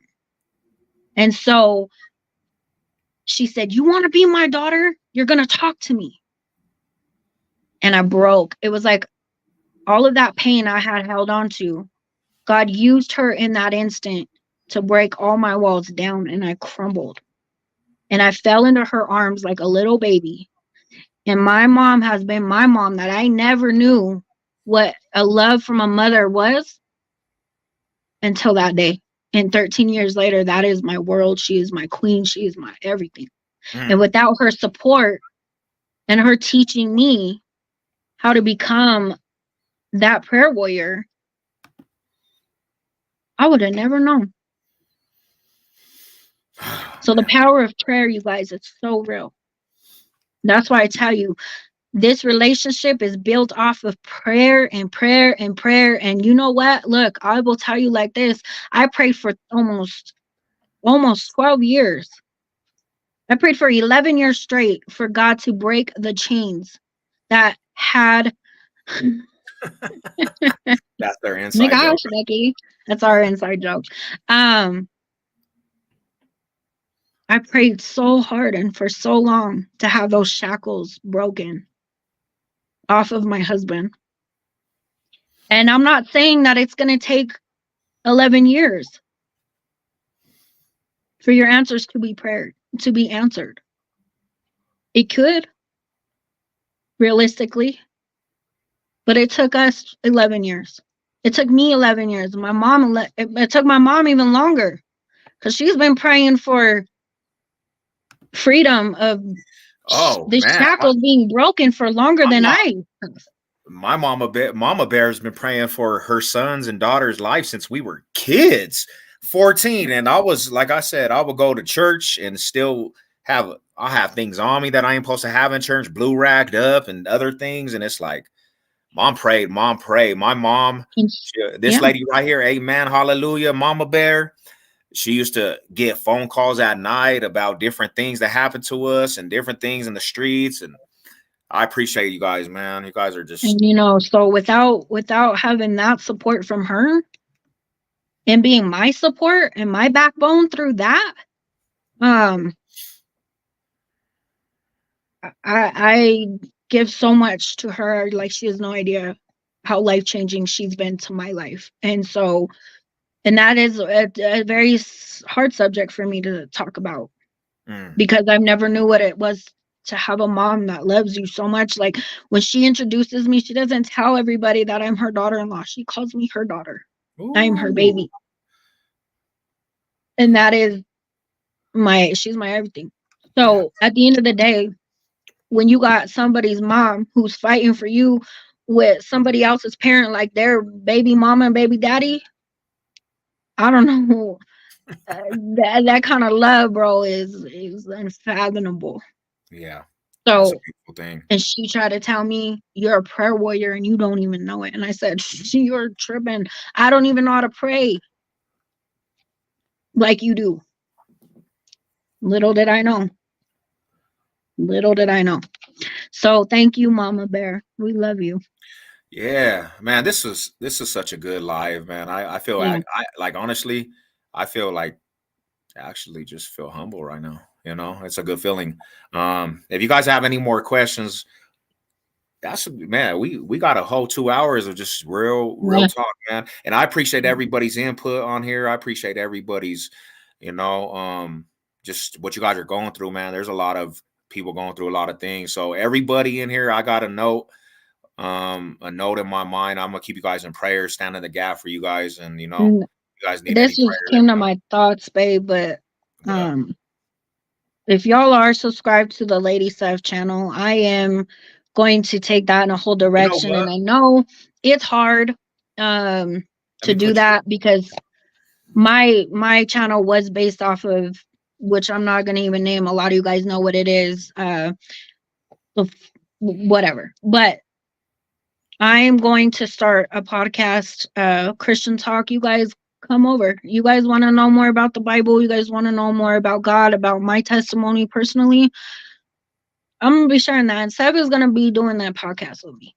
Yeah, like, it's time for us to start that. Like, he's got his channel and he's doing his thing. But this is a great way for you guys to get another outlook on life, if that helps. So I'm gonna put her YouTube channel in the description. Um, we're gonna do a lot more like that channel that we had is, it's just kind of not been a lot of traction on there because she's doing a lot more ministry on TikTok now. But what better way than to stay connected with, if you guys want to hear that type of content, you guys tap in with it. Let's get it. So I'll put the link in the description. You guys go sub up, and we're gonna be doing a lot of stuff on there for sure. Just call us, Mama Bear. Just call us. Yeah. So it's Lady Sev. A lot of you guys are subscribed. If not, Sev's gonna put it in the chat. Okay. And So I'm what definitely video? Because gonna. it's all football talk, like hate weeks and stuff. Like, is there Yeah. just So I'm hey, gonna, like I said, I'm gonna clean it up. okay. I'm gonna take a lot of them videos down. I do have some videos that are just like family. I was already trying to. Gosh dang it. I was already gonna try to take it in a different direction, but God is giving me that confirmation this time. So we're gonna get that emotion quick. But in the meantime, if you guys are on TikTok, it's goldheartlady.jalen.cisneros. Goldheart. That's me on TikTok. A lot of my content's on there as well. So Okay. So I'm gonna put this link in the description. Don't mind. It's just a hey week. It's just about football, but this is where it is. In the comment section. So go tap on it, hit a sub or whatever. Man, is there anything else you want to tell the people, or what I'm saying? yeah. My last and final words: know that you are loved, cherished, honored, highly favored, prayed over. We love you guys so much. Thank you for everyone tuning in. Sev, this is another one for the books. Finally got me on your live. Here it is. 2 hours later. It was good. God took over the conversation. And I look forward to more things to come, you guys. And we're praying for you all of you. And we love you all very, very much. For Mile real. high salute. Yeah, Mile high salute. I kind of, man, I kind of don't want to end, but we have to because we got to get some stuff. Yeah, we I'm got having a great time, man, with we got because some this is things. right Yeah. here. You don't really get to see the authentic and genuine of people. Like everything's so fast paced on YouTube. Let But me Valley girl, why don't you email me? yeah, And you I should hope I don't get all these weirdos. Can you tap the link real quick and I can share it for you in the private chat? Because I let me see. really don't want to have some weirdos that are just If you're lurking. if you do want Valley Girl, if you want to do that, You can hit there's the link real quick. That way I could just kind of be in the share it back. with You'll just you. be in the back. You'll just be in the background, and then you guys can But she exchange. can see the actual,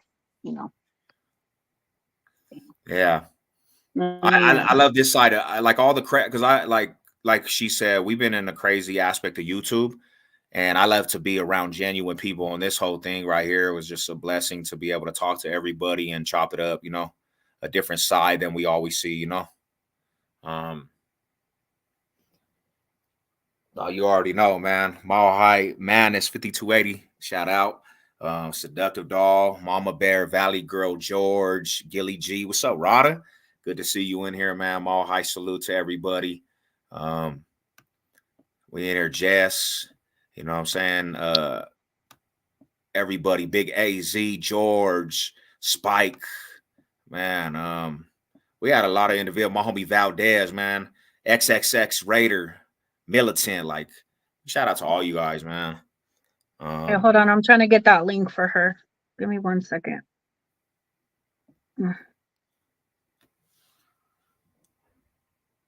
We can. We just got to set it up. Yeah, I could hear you. So let's do another Mama Bear podcast. Good to see you, my homie. Hope everything is good. Hey, good to see you too, Rada. Man, it's always good when the fan pulls up the real ones. You know what I'm saying? Yeah, we got a lot of stuff going on this coming up 2024 for YouTube and everything. I'm trying to do some meet and greets too. If you're in the Denver city, man, let's here a little bit ago here, and when it gets warmer, I'm trying to do some meet and greets with the homies. Definitely. All right. We go. So that little link I dropped in there, that is me at my TikTok. So if you get on TikTok, just do at lady.jalen and you should connect you right to me. Yeah. Hey, she got her TikTok going. You know what I'm saying? Y'all go And I sub don't up be to that playing too. all that Follow. crazy stuff. So all you lurking trolls, I don't be playing none of that. So don't do all that. We ain't doing all that. We still Yeah. got lurkers up in here. I already know. So we don't be playing that mess. Ooh, barbecue season, man. I'm ready. Yeah, let me know. Let's get it going, bro. All high salute. Carolina just hugs and misses you But doing yeah. already. All right, guys. Well, to the next time, man. You know the logo. It's still Broncos You know country. the vibes. Already, man. I'm gonna get at y'all. Have a good rest of your day. Thank God it's Friday. Everybody, you My know high what I'm saying? salute. Enjoy your weekend. Let's God go. bless you guys. Stay warm. Stay warm. Ooh, it's about to be a chill factor out there. I mean, 100. cold.